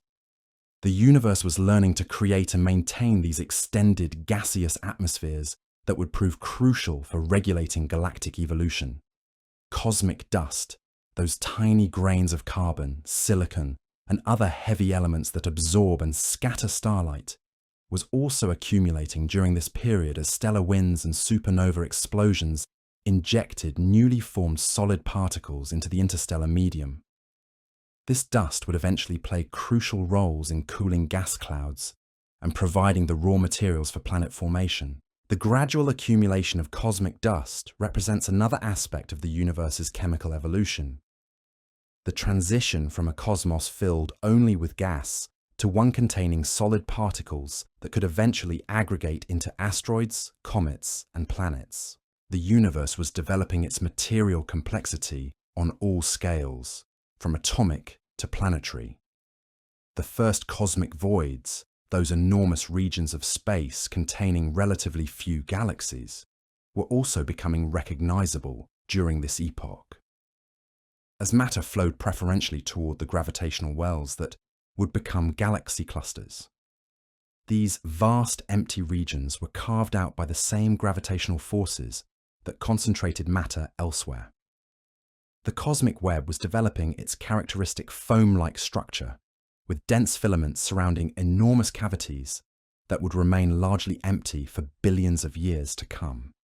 These voids represent some of the largest structures in the universe, spanning hundreds of millions of light-years across. Their formation during cosmic noon demonstrates the remarkable efficiency of gravitational processes in organizing matter on the largest possible scales. The universe was learning to create both fullness and emptiness, density and void, in a cosmic architecture of breathtaking elegance. The polarization of starlight, caused by the alignment of dust grains in galactic magnetic fields, was also becoming detectable during this period, as the first significant populations of dust-producing stars reached the ends of their lives. This subtle effect would eventually provide astronomers with a powerful tool for mapping magnetic field structures throughout the cosmos. The universe was developing its optical personality, learning to manipulate light in increasingly sophisticated ways through the interplay of gravity, magnetism, and matter. Each photon that traveled through this ancient cosmos carried with it information about all the structures it had encountered along its journey, creating a rich tapestry of observational signatures that we can decode today. Tidal disruption events, where stars are torn apart by the immense gravitational fields of supermassive black holes, were becoming more common during this epoch as the central black holes of galaxies grew larger and more numerous. These spectacular flares could briefly outshine entire galaxies, providing dramatic demonstrations of the extreme physics operating in galactic centers. Each tidal disruption event scattered the elements forged within the disrupted star across vast regions of space, contributing to the ongoing chemical enrichment of the universe. These violent encounters between stars and black holes represent another pathway by which the universe distributed the heavy elements necessary for planet formation. The first generation of galaxy harassment was beginning during this period, as smaller galaxies venturing too close to massive galaxy clusters experienced ram pressure stripping that removed their gas supplies and truncated their star formation. This environmental influence would become increasingly important as the universe evolved and galaxy clusters grew more massive. The universe was learning that context matters, that the evolution of any individual galaxy depends not only on its internal properties, but also on its cosmic neighborhood. This environmental dependence would become one of the key themes in galaxy evolution, shaping the diversity of galactic forms we observe today. Cosmic shear, the subtle distortion of distant galaxy shapes caused by the gravitational lensing effects of intervening matter, was becoming detectable during this epoch, as the cosmic web developed sufficient contrast to bend and focus light from background sources. This weak lensing effect would eventually provide astronomers with a direct way to map the distribution of dark matter throughout the universe. The universe was inadvertently creating its own cosmic telescope, using the gravitational fields of massive structures to magnify and distort the light from more distant objects. This natural gravitational optics would prove invaluable for studying the most remote and ancient galaxies in the observable cosmos. The rotation of the universe itself, if it exists, would have been more detectable during this epoch, when the cosmic microwave background radiation was more intense and the large-scale structure was still developing. While current observations suggest that any cosmic rotation must be extremely small, the denser, more active universe of 10 billion years ago might have preserved subtle signatures of primordial angular momentum. The question of cosmic rotation touches on some of the deepest mysteries in cosmology, connecting the large-scale structure of the universe to the fundamental symmetries of space-time itself. The universe was encoding information about its own initial conditions, in patterns that would persist for billions of years. Gravitational microlensing, the temporary brightening of distant stars caused by the passage of intervening objects, was beginning to occur with sufficient frequency to provide a new window into the dark matter content of the early universe. These brief flickers of light would eventually allow astronomers to detect planets, brown dwarfs, and other faint objects that would otherwise remain invisible. The universe was developing its own network of cosmic surveillance, using gravity to reveal hidden objects through their effects on background starlight.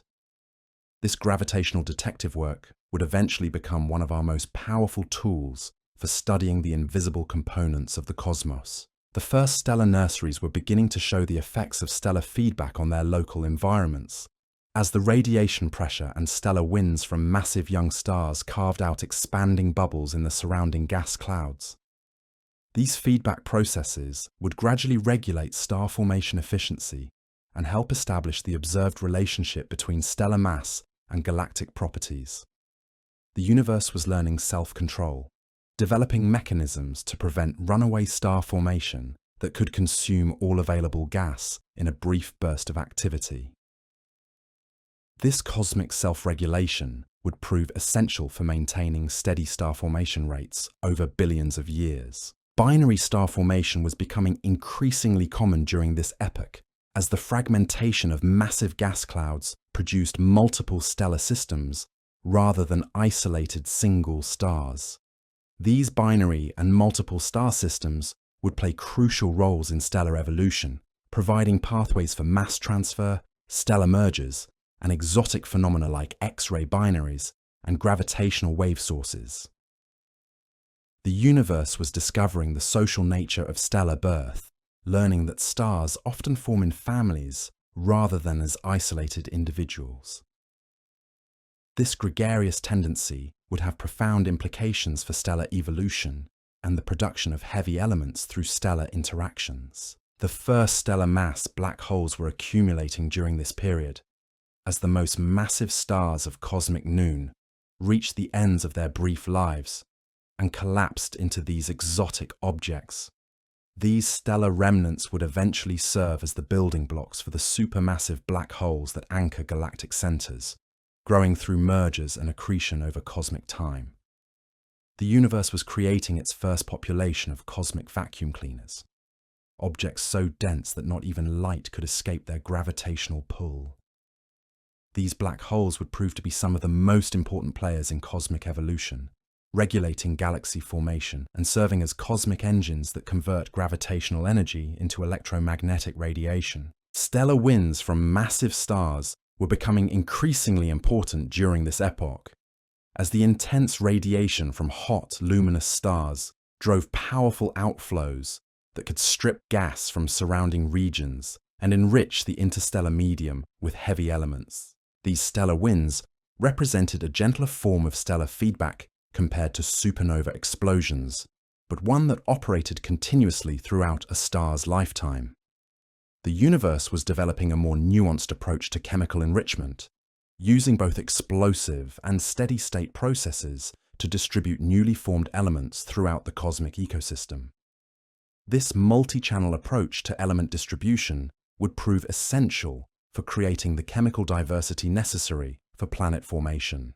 The first Wolf-Rayet stars, those evolved massive stars that have shed their outer hydrogen layers to reveal their helium-burning cores, were beginning to appear during this epoch as the first generation of very massive stars evolved beyond the main sequence.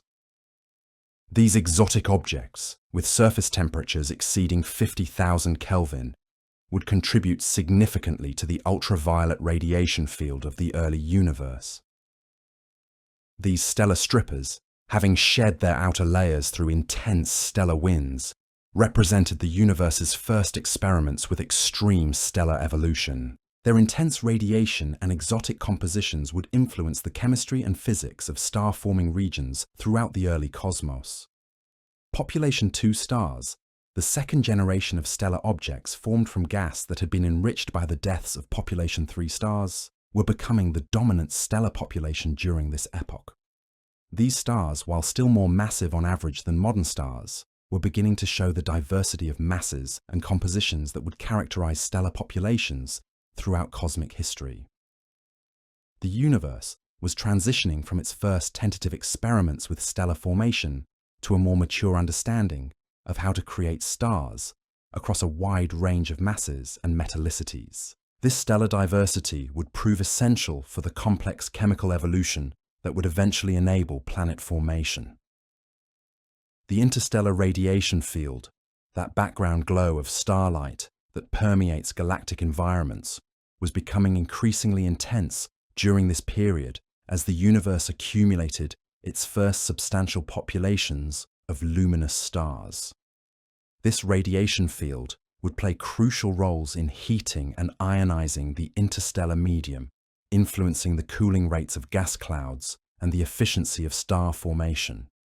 The universe was learning to manage its own lighting system, creating a background illumination that would persist for billions of years and influence cosmic evolution on multiple scales. This stellar street lighting would prove essential for maintaining the thermal balance of the interstellar medium.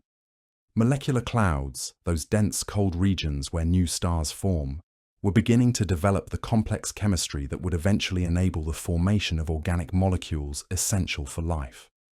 The gradual accumulation of heavy elements like carbon and oxygen provided the raw materials for increasingly sophisticated molecular networks within these stellar nurseries. The universe was taking its first steps toward chemical complexity, learning to create molecules more elaborate than the simple hydrogen and helium left over from the Big Bang. This molecular evolution would prove to be a crucial prerequisite for the eventual emergence of biological complexity. The first circumstellar disks, those rotating pancakes of gas and dust that surround newly formed stars, were beginning to show the complex structure that would eventually enable planet formation. While the low, heavy element abundance of the early universe limited the types of planets that could form, the basic architecture of planetary systems was being established. The universe was laying the groundwork for its future experiments in planetary science, creating the disk structures and accumulating the raw materials that would eventually enable the formation of rocky worlds like Earth.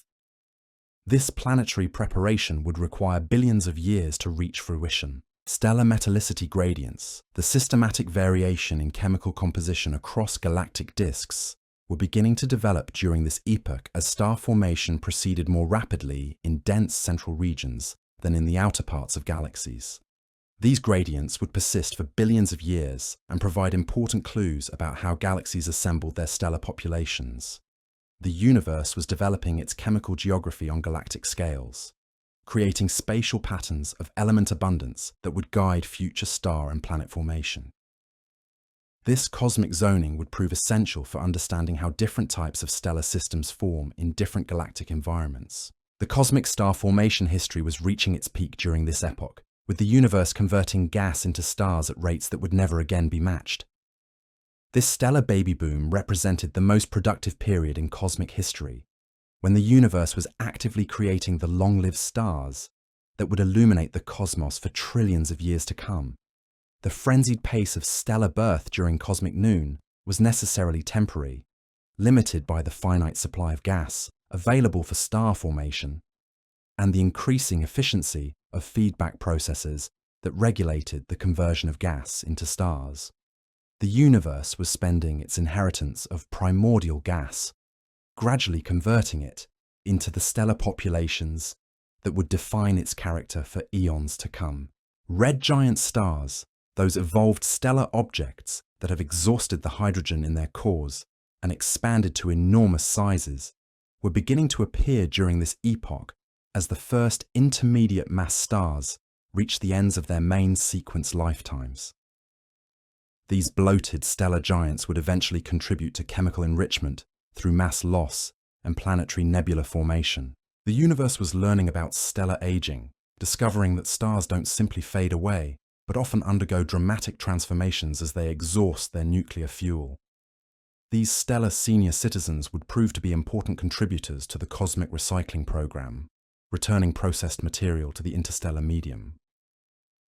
White dwarf stars, those dense stellar remnants left behind when low to intermediate mass stars shed their outer layers, were beginning to accumulate during this period as the first generation of such stars completed their evolution. These cosmic diamonds, with densities approaching 1,000,000 times that of water, would serve as long-term reservoirs of processed material, and eventually as progenitors of Type Ia supernovae. The universe was creating its first collection of stellar fossils, dense objects that would persist virtually unchanged for billions of years while serving as archaeological records of ancient stellar evolution. These white dwarf time capsules would eventually provide crucial information about the star formation history of the early cosmos. The helium flash, that brief but intense nuclear burning episode that occurs in the cores of low-mass red giant stars, was beginning to occur throughout the universe during this epoch, as the first generation of such stars reached this critical evolutionary phase. These internal stellar explosions, while invisible from the outside, would fundamentally alter the internal structure of their host stars. The universe was discovering the complex internal lives of stars, learning that stellar evolution involves not just steady nuclear burning, but also dramatic internal events that can completely restructure a star's interior. These hidden stellar dramas would prove essential for understanding how stars process and return heavy elements to the cosmic ecosystem. Planetary nebulae, those beautiful shells of glowing gas ejected by dying intermediate mass stars, were beginning to appear during this epoch as the first generation of such objects completed their evolution. These cosmic flowers, illuminated by the intense ultraviolet radiation from their central white dwarf stars, would contribute to the ongoing enrichment and heating of the interstellar medium. The universe was learning to create beauty from death, transforming the final gasps of dying stars into some of the most spectacular objects in the cosmos. These stellar swan songs would prove to be important contributors to both the aesthetic and chemical evolution of galaxies. The asymptotic giant branch, that late phase of stellar evolution characterized by thermal pulses and intense mass loss, was becoming increasingly populated during this period as more stars reached this evolutionary stage. These pulsating stellar giants would prove to be prolific producers of carbon and other heavy elements, significantly contributing to the chemical enrichment of their host galaxies. The universe was mastering the art of stellar chemistry, learning to use the complex nuclear physics of advanced stellar evolution to create increasingly sophisticated mixtures of chemical elements. This stellar alchemy would prove essential for the eventual formation of rocky planets and the molecules necessary for life. Novae, those thermonuclear explosions that occur on the surfaces of white dwarf stars in binary systems, were beginning to contribute to the cosmic fireworks display during this epoch, as the first such binary systems evolved to the point where mass transfer could trigger these explosive events. These stellar hiccups would prove to be important sources of certain isotopes and contributors to galactic chemical evolution. the universe was discovering the explosive potential of stellar partnerships, learning that binary star systems could create phenomena impossible for single stars. These stellar collaborations would prove to be essential for understanding the full diversity of stellar evolution and nucleosynthesis. The local group, that small collection of galaxies that includes our own Milky Way and Andromeda, was beginning to take shape during this epoch as the dark matter halos that would eventually host these galaxies started to assemble from smaller building blocks. While the galaxies themselves were still far from their modern forms, the gravitational foundation for our local cosmic neighborhood was being established. The universe was organizing itself on multiple scales simultaneously, creating nested hierarchies of structure from individual stars to galaxy groups and clusters. This hierarchical assembly process would prove to be one of the fundamental organizing principles of cosmic evolution. The first galactic winds, those large-scale outflows of gas driven by the collective effects of stellar winds and supernova explosions, were beginning to sculpt the environments around actively star-forming galaxies during this epoch. These galactic exhalations would prove to be crucial for regulating star formation and distributing heavy elements throughout the cosmic web. The universe was learning to breathe on galactic scales, developing circulation patterns that would transport matter and energy across vast distances and regulate the growth of cosmic structures. This galactic respiration would prove essential for maintaining the delicate balance between star formation and gas supply. Cosmic variance, the statistical fluctuations in galaxy properties caused by the uneven distribution of matter throughout the universe, was becoming increasingly apparent during this epoch, as the first large-scale surveys of distant galaxies revealed significant variations in stellar populations and star formation rates across different cosmic volumes. The universe was demonstrating its statistical nature, showing that while physical laws operate uniformly throughout the cosmos, the random nature of initial conditions leads to significant variations in how those laws manifest in different regions. This cosmic diversity would prove essential for creating the rich variety of galactic environments we observe today. The dark matter substructure within galaxy halos was becoming increasingly complex during this period, as smaller dark matter clumps merged and evolved within the gravitational wells of larger structures. This invisible scaffolding would eventually guide the formation of satellite galaxies and influence the detailed structure of dark matter halos. The universe was building its hidden architecture with increasing sophistication, creating complex hierarchical structures that would remain largely invisible to electromagnetic observations, but would profoundly influence the evolution of visible matter. This dark cosmic engineering would prove to be one of the fundamental organizing principles of structure formation. Galactic archaeology, the study of stellar populations to reconstruct the formation history of galaxies, was becoming increasingly feasible during this epoch as the first substantial populations of long-lived stars accumulated in galactic halos and thick disks. These stellar fossils would eventually provide detailed records of ancient star formation episodes and merger events. The universe was creating its own historical record, embedding information about past events in the properties of long-lived stellar populations that would persist for billions of years. This stellar library would prove invaluable for reconstructing the complex assembly histories of galaxies like our own Milky Way. The first galactic chemical evolution models were being validated by nature during this epoch, as the universe demonstrated how stellar nucleosynthesis, supernova explosions, and gas flows could work together to create the observed patterns of element abundance in galaxies. This cosmic chemistry set would prove to be remarkably robust and predictable. The universe was confirming theoretical predictions about how chemical evolution should proceed, demonstrating the power of stellar nucleosynthesis to transform the simple initial composition left over from the Big Bang into the rich chemical diversity necessary for planet formation. This cosmic validation would prove that our understanding of stellar physics was fundamentally correct. As we drift deeper into this ancient cosmic landscape, we begin to sense the profound continuity that connects that primordial sky to our own. The photons that left those distant galaxies 10 billion years ago are reaching us tonight, carrying their ancient message across the vast expanses of space and time.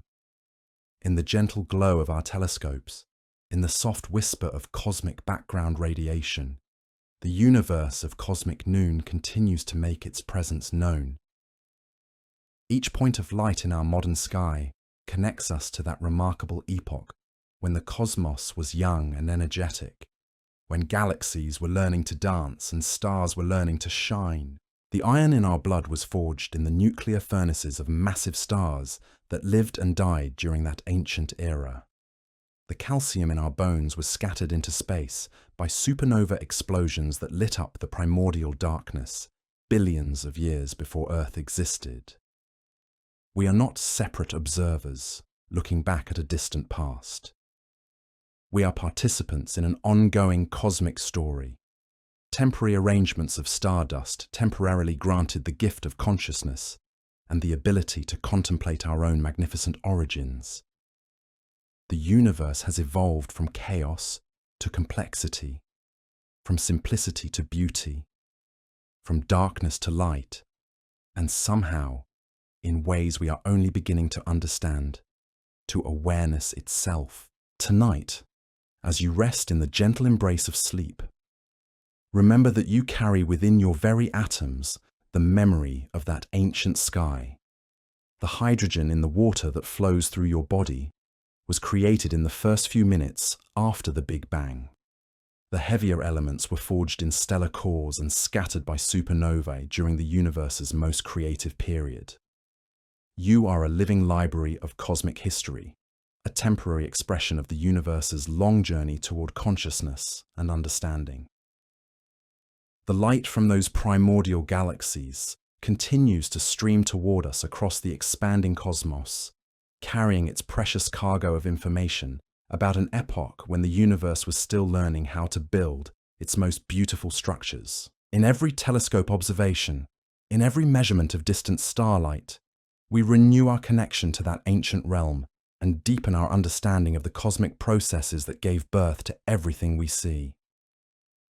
Sleep peacefully, knowing that the same physical laws that govern the formation of the first stars and galaxies continue to operate in your body tonight. The electromagnetic forces that once held together the cores of ancient massive stars are now binding together the molecules that make up your dreams. The gravitational attraction that drew together the first dark matter halos is now keeping you gently anchored to our small blue planet as it circles our ordinary star. In the quiet darkness of your rest, you participate in the same cosmic rhythms that have been playing out for billions of years. Your breathing echoes the galactic breathing of gas inflow and outflow that regulates star formation across the cosmos. Your heartbeat resonates with the pulsations of variable stars that marked time in the ancient universe. Your dreams perhaps touch the same quantum fields that gave birth to the fluctuations that would become galaxies. The universe dreams through us, and in our dreams, we return to that primordial sky where it all began. In the gentle dance of galaxies, in the patient burning of stellar fires, in the slow alchemy that transforms hydrogen into the elements of life, the cosmos continues its long experiment in beauty and complexity. And somehow, miraculously, that experiment has produced creatures capable of looking back across billions of years and understanding, however dimly, the magnificent story of which we are all a part. Rest now in the knowledge that you are connected to everything that has ever been and everything that will ever be. The atoms in your body have traveled across cosmic distances and billions of years to be here, now, in this moment. They have been part of stars and planets, comets and dust clouds, and now they are part of you, temporarily gathered together in the form that thinks your thoughts and dreams your dreams. Tomorrow, the ancient light will still be streaming toward us from the depths of space and time, carrying its eternal message about the universe's youth and the remarkable processes that shaped our cosmic heritage. Tonight, let yourself drift into peaceful sleep, knowing that you are not alone in the cosmos, but rather an integral part of its ongoing story, a temporary note in the vast symphony of existence that began playing 10 billion years ago, and will continue long after our individual melodies have faded into the gentle hum of eternity. In the end, the night sky of 10 billion years ago lives on not just in our telescopes and our theories, but in our very being. We are made of ancient starlight, temporary arrangements of cosmic dust, temporarily blessed with the capacity to wonder and to love. In understanding our cosmic ancestry, we come to see that the universe is not something we inhabit, but something we are. Not a place we visit, but a story we continue to write with every breath, every heartbeat, every moment of conscious awareness. Sleep well, fellow travelers in space-time. The cosmos holds us all in its gentle embrace, connecting us to that ancient sky through bonds stronger than gravity and more enduring than the longest-lived stars. In the morning, when you wake to the light of our own sun, remember that its nuclear fire burns with the same processes that illuminated that primordial darkness, and that in its gentle warmth, the universe continues to whisper its eternal lullaby of creation, evolution, and endless possibility. The ancient light that began its journey toward us 10 billion years ago continues its patient voyage through the expanding cosmos tonight, carrying within its gentle photons the memories of a universe still discovering its own capacity for wonder. As you settle more deeply into this moment of cosmic contemplation, allow yourself to drift with these ancient messengers, these tireless travelers that have crossed unimaginable distances to reach us in this quiet hour. 10 billion years represents more than a simple measure of time. It encompasses nearly 3/4 of all cosmic history, reaching back to an epoch when the universe contained only about 30% of the matter and energy density we observe today. The cosmos was more intimate then, with galaxies nestled closer together in a space that had not yet learned the full extent of its own expansion. This was a universe still in its formative years, still experimenting with the fundamental processes that would shape everything we see today. During this remarkable period, the cosmic expansion was actually decelerating under the gravitational influence of all the matter the universe contained. Dark energy, that mysterious force responsible for today's accelerating expansion, existed but remained subdued, waiting for its moment to reshape cosmic destiny. The universe was still fundamentally governed by matter and gravity, still contracting structures rather than stretching them apart at ever-increasing rates. This gravitational dominance created conditions far more conducive to rapid structure formation than anything we observe in today's cosmos. Gas could fall more easily into dark matter wells. Galaxies could grow more quickly through mergers and accretion. The entire pace of cosmic evolution proceeded at a rhythm that would seem almost frenzied compared to the measured tempo of modern galactic development. The temperature of the cosmic microwave background radiation was nearly 3 times warmer than its current frigid state. While today, this ancient afterglow of creation whispers at a mere 2.7 degrees above absolute zero, 10 billion years ago, it hummed at nearly 8 degrees Kelvin. This additional warmth subtly influenced how matter behaved on the larger scales, making it slightly more difficult for the smallest structures to condense while providing extra energy for the cosmic processes that were actively reshaping the universe. Within this warmer, denser, more dynamic cosmos, the first substantial populations of galaxies were reaching their adolescence. These were not the mature, well-organized spiral and elliptical systems we observe in our local cosmic neighborhood today, but rather chaotic, turbulent collections of gas, dust, and newborn stars. They resembled cosmic storms more than the serene island universes that populate our modern sky. Most of these early galaxies were significantly smaller than their contemporary descendants, often containing only a few billion stars compared to the hundreds of billions that characterize large modern galaxies. Yet what they lacked in size, they more than compensated for in activity.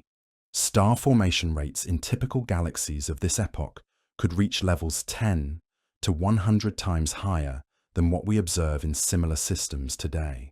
The Milky Way itself, our cosmic home, bore little resemblance to the majestic barred spiral we know and love. 10 billion years ago, our galaxy was likely a much smaller, more chaotic system, perhaps containing only a tenth of its current stellar mass. It was actively merging with smaller companion galaxies in violent encounters that triggered intense bursts of star formation throughout its still-forming disk.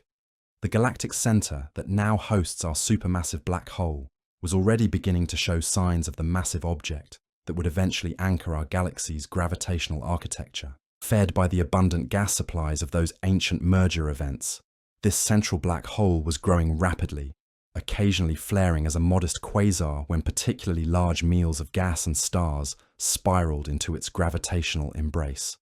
Our solar system, of course, did not exist during this ancient epoch. The sun would not begin its nuclear fire for another 5.5 billion years, and Earth would remain nothing more than a potential arrangement of atoms scattered throughout the galactic disk. The region of space we now call home was likely part of a diffuse cloud of gas and dust, slowly enriching itself with heavy elements forged in the nuclear furnaces of dying stars. The chemical composition of this primordial gas was markedly different from the material that would eventually condense to form our solar system. While today's interstellar medium contains roughly 2% heavy elements by mass, 10 billion years ago this fraction was perhaps 10 times smaller. The universe was still chemically primitive, dominated by the hydrogen and helium left over from Big Bang nucleosynthesis, with only trace amounts of the carbon, oxygen, silicon, and iron that make rocky planets possible. This chemical simplicity had profound implications for the types of stars that could form during this epoch. Without sufficient heavy elements to cool gas clouds efficiently, star formation favored the creation of more massive, more luminous objects that burned through their nuclear fuel at prodigious rates. The typical star, being born 10 billion years ago, was perhaps 3 to 5 times more massive than our Sun, destined to live a brilliant but brief life before exploding as a supernova and scattering its newly forged elements into space. These massive stellar giants dominated the light output of early galaxies, filling them with the intense blue and ultraviolet radiation characteristic of hot, young stellar populations. The night sky of 10 billion years ago would have appeared markedly bluer than our modern cosmos, painted with the harsh light of stars so massive and energetic that their modern descendants have long since vanished from the galactic landscape. Population 3 stars. Those hypothetical first-generation objects, formed from completely pristine gas, were already extinct by this time, having lived and died during the universe's first few 100 million years. But their legacy lived on in the chemical enrichment they had provided, the foundation upon which all subsequent stellar generations would build. These vanished giants had broken the chemical poverty of the early universe, providing the first carbon, oxygen, and other heavy elements that would make more complex stellar evolution possible. The supernova explosions that marked the deaths of these early massive stars were correspondingly spectacular events, far more energetic than the stellar explosions we observe in nearby galaxies today. With fewer heavy elements in their cores to provide early warning of impending collapse, these stars could implode more completely before the nuclear reactions that power the explosion could halt the catastrophe. The result was supernovae that could briefly outshine entire galaxies, visible across vast reaches of the early universe. These cosmic explosions served as both creators and regulators, forging new elements while simultaneously heating and dispersing the gas needed for future star formation. Each supernova created an expanding bubble of million-degree plasma that could persist for millions of years, fundamentally altering the structure and evolution of its host galaxy. The early universe was constantly being resculpted by these stellar deaths, creating a dynamic, ever-changing cosmic landscape.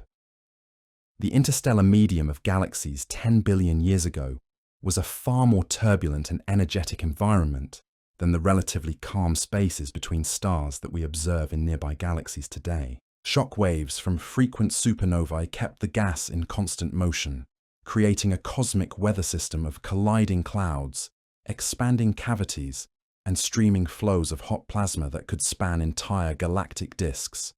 This turbulence actually played a crucial role in regulating the pace of star formation, preventing gas from collapsing too rapidly while ensuring that stellar birth could continue over extended periods.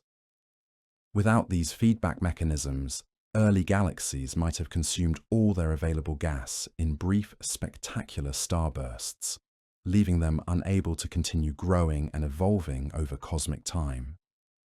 Galaxy mergers were far more common during this epoch than they are today, as the smaller volume of the universe brought systems into frequent contact with their neighbors. When galaxies collided during this period, the encounters were often transformative events that could completely reshape both participants, triggering spectacular starbursts while feeding the supermassive black holes that anchored their centers.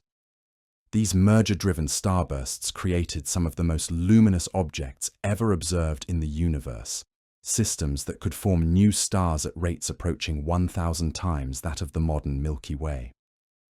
The intense radiation from these cosmic fireworks heated surrounding gas to millions of degrees, creating vast bubbles of glowing plasma that could persist long after the initial starburst had subsided.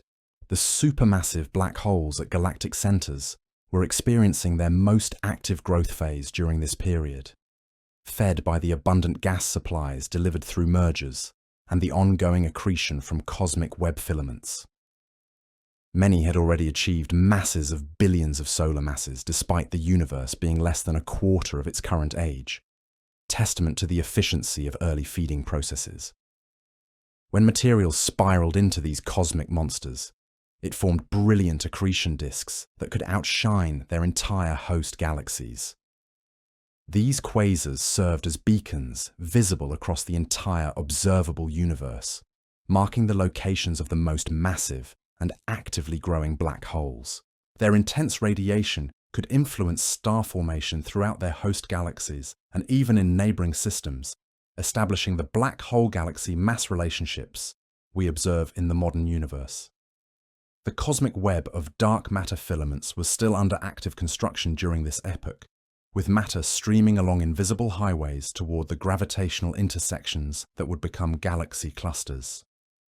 This flow was neither smooth nor gentle, but rather turbulent and clumpy, creating the conditions necessary for rapid galaxy formation and evolution. The largest structures in the universe were just beginning to emerge as these flows converged and the first massive galaxy clusters started to assemble. These early clusters bore little resemblance to the enormous, well-organized systems we observe today, appearing more like cosmic construction sites where galaxies were constantly arriving and settling into new gravitational neighborhoods. The process of cosmic rayonization was reaching its climax during this period, as the combined ultraviolet radiation from all the stars and quasars in the universe finally succeeded in ionizing the neutral hydrogen that had filled intergalactic space since the end of the cosmic dark ages.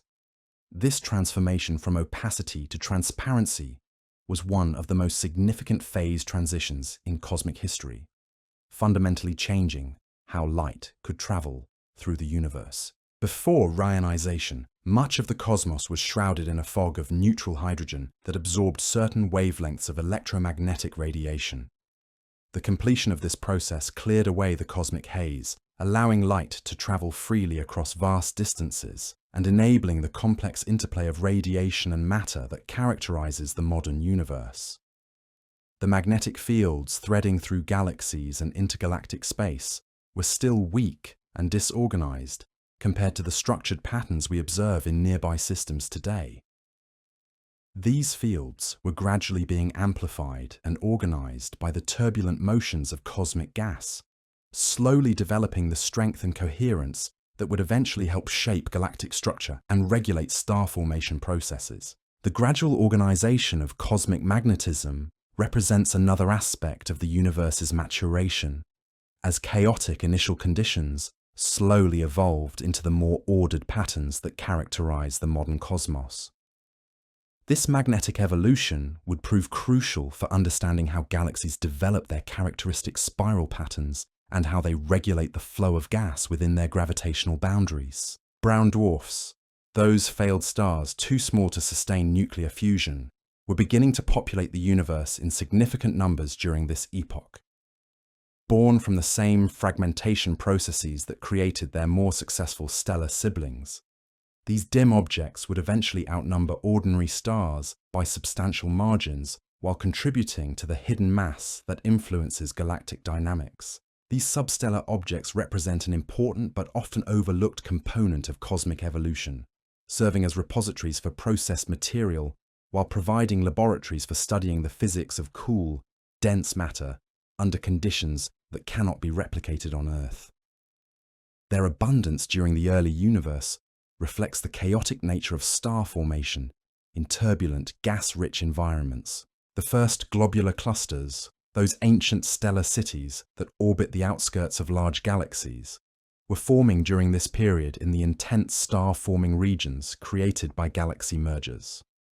These dense collections of stars preserve information about the physical conditions that existed during the universe's youth, serving as archaeological artifacts that allow us to study the early epochs of cosmic evolution. Each globular cluster represents a snapshot of star formation as it occurred in the early universe, capturing the chemical composition and stellar mass distribution characteristic of ancient stellar populations. By studying these objects today, astronomers can reconstruct the conditions that prevailed when the universe was young and actively building its first generation of massive stellar systems. White dwarf stars, those dense stellar remnants left behind when intermediate mass stars exhaust their nuclear fuel, were beginning to accumulate during this period as the first generation of such objects completed their evolution. These cosmic diamonds would serve as long-term reservoirs of processed material, while eventually becoming the progenitors of Type Ia supernovae that would contribute to ongoing chemical enrichment. The universe was creating its first population of stellar fossils, objects that would remain virtually unchanged for billions of years, while preserving detailed records of ancient nucleosynthesis processes. These white dwarf time capsules continue to provide crucial information about stellar evolution and chemical enrichment during the early epochs of cosmic history. Planetary nebulae, those beautiful shells of glowing gas ejected by dying intermediate mass stars, were beginning to appear as the first generation of such objects reached the end of their evolutionary journey. These cosmic flowers would contribute to the aesthetic beauty of the universe while returning processed material to the interstellar medium for incorporation into future generations of stars. The universe was learning to create beauty from stellar death, transforming the final moments of dying stars into some of the most spectacular objects in the cosmos. These stellar swan songs would prove to be important contributors to both the visual splendor and chemical complexity of evolving galaxies. Novae, those thermonuclear explosions occurring on the surfaces of white dwarf stars in binary systems, were beginning to contribute to the cosmic fireworks as the first such systems evolved to the point where mass transfer could trigger explosive events. These stellar hiccups would prove to be important sources of specific isotopes, while adding to the general enrichment of galactic chemical inventories. The universe was discovering the explosive potential of stellar partnerships, learning that binary star systems could create phenomena impossible for isolated objects. These collaborative stellar relationships would prove essential for understanding the full diversity of stellar evolution and nucleosynthesis throughout cosmic history.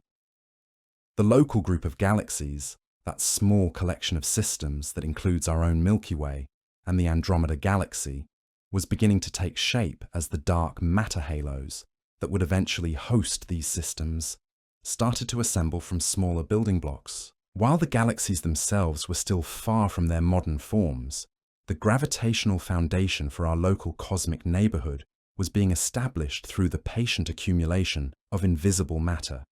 The universe was organizing itself hierarchically on multiple scales simultaneously, creating nested structures from individual stars to galaxy groups and clusters. This bottom-up construction project would continue for billions of years, gradually assembling the cosmic architecture we observe in the modern universe through the persistent action of gravitational attraction. Galactic winds, those large-scale outflows of gas driven by stellar feedback processes, were beginning to sculpt the environments around actively star-forming galaxies.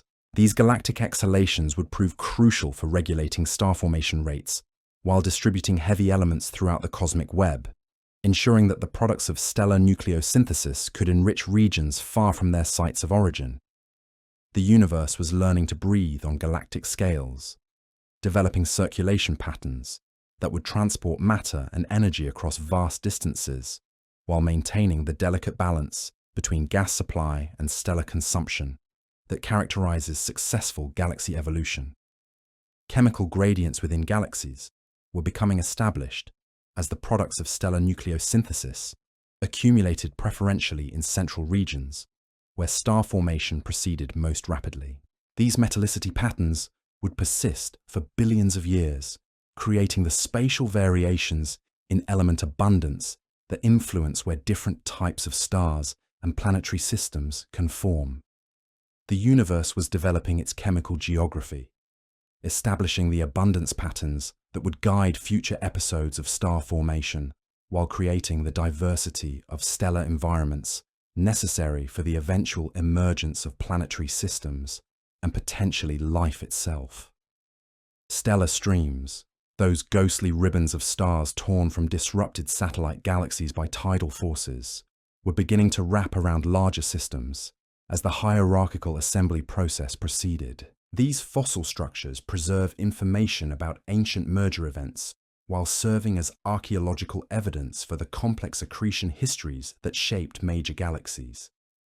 The universe was creating its own historical record through gravitational interactions, embedding information about past events in stellar structures that would persist for billions of years. This gravitational archaeology would eventually allow astronomers to reconstruct the detailed assembly histories of galaxies throughout the cosmos. The circumgalactic medium, that tenuous halo of hot gas surrounding each galaxy, was developing its characteristic properties as gas flowed in from the cosmic web while being heated by stellar feedback processes. This gaseous reservoir would serve as both a source and sink for galactic star formation, regulating the supply of raw materials available for stellar construction. The complex relationship between galaxies and their gaseous atmospheres was being established during this epoch, creating the feedback loops that would prove essential for understanding how galaxies regulate their growth and evolution over cosmic time. This galactic ecosystem represents one of the most important, yet poorly understood aspects of modern astrophysics. Cosmic dust, those tiny grains of carbon, silicon, and other heavy elements, was accumulating as stellar winds and supernova explosions injected newly formed solid particles into the interstellar medium. This dust would eventually play crucial roles in cooling star-forming gas, while providing the solid building blocks necessary for planet formation. The gradual accumulation of cosmic dust represents another facet of the universe's chemical evolution, marking the transition from a cosmos filled only with gas to one containing the solid particles that would eventually aggregate into asteroids, comets, and rocky planets. The universe was developing its material complexity on all possible scales. The first cosmic voids, those enormous regions of space containing relatively few galaxies, were becoming recognizable as matter flowed preferentially toward gravitational wells that would become galaxy clusters. These vast empty regions represent some of the largest structures in the universe, carved out by the same gravitational processes that concentrated matter into dense filaments and nodes. The cosmic web was developing its characteristic foam-like architecture, with dense structures surrounding enormous cavities that would remain largely empty for billions of years. This large-scale organization reflects the universe's remarkable ability to create both concentration and emptiness through the action of gravity, operating on primordial density fluctuations. Tidal disruption events, where individual stars are torn apart by the immense gravitational fields of supermassive black holes, were becoming more common as central black holes grew larger and more numerous. These spectacular flares could briefly outshine entire galaxies while scattering stellar material across vast regions of space. Tonight, as you drift into peaceful sleep, carry with you the gentle understanding that we are all part of this magnificent cosmic story. The light that began its patient journey 10 billion years ago continues to reach us even now, carrying within its ancient photons the whispered memories of a universe still learning to create beauty. In the soft darkness of your rest, you become a temporary arrangement of atoms that once danced in the hearts of those primordial stars, briefly gathered together in the form that dreams and wonders and loves. The same forces that ignited the first stellar fires now flow quietly through your being, connecting you across the vast reaches of space and time to that ancient sky where it all began. Rest peacefully in the knowledge that you are not separate from the cosmos, but rather its most recent expression of consciousness, a living testament to 10 billion years of patient cosmic evolution that somehow, miraculously, learned to look back upon itself with wonder and understanding.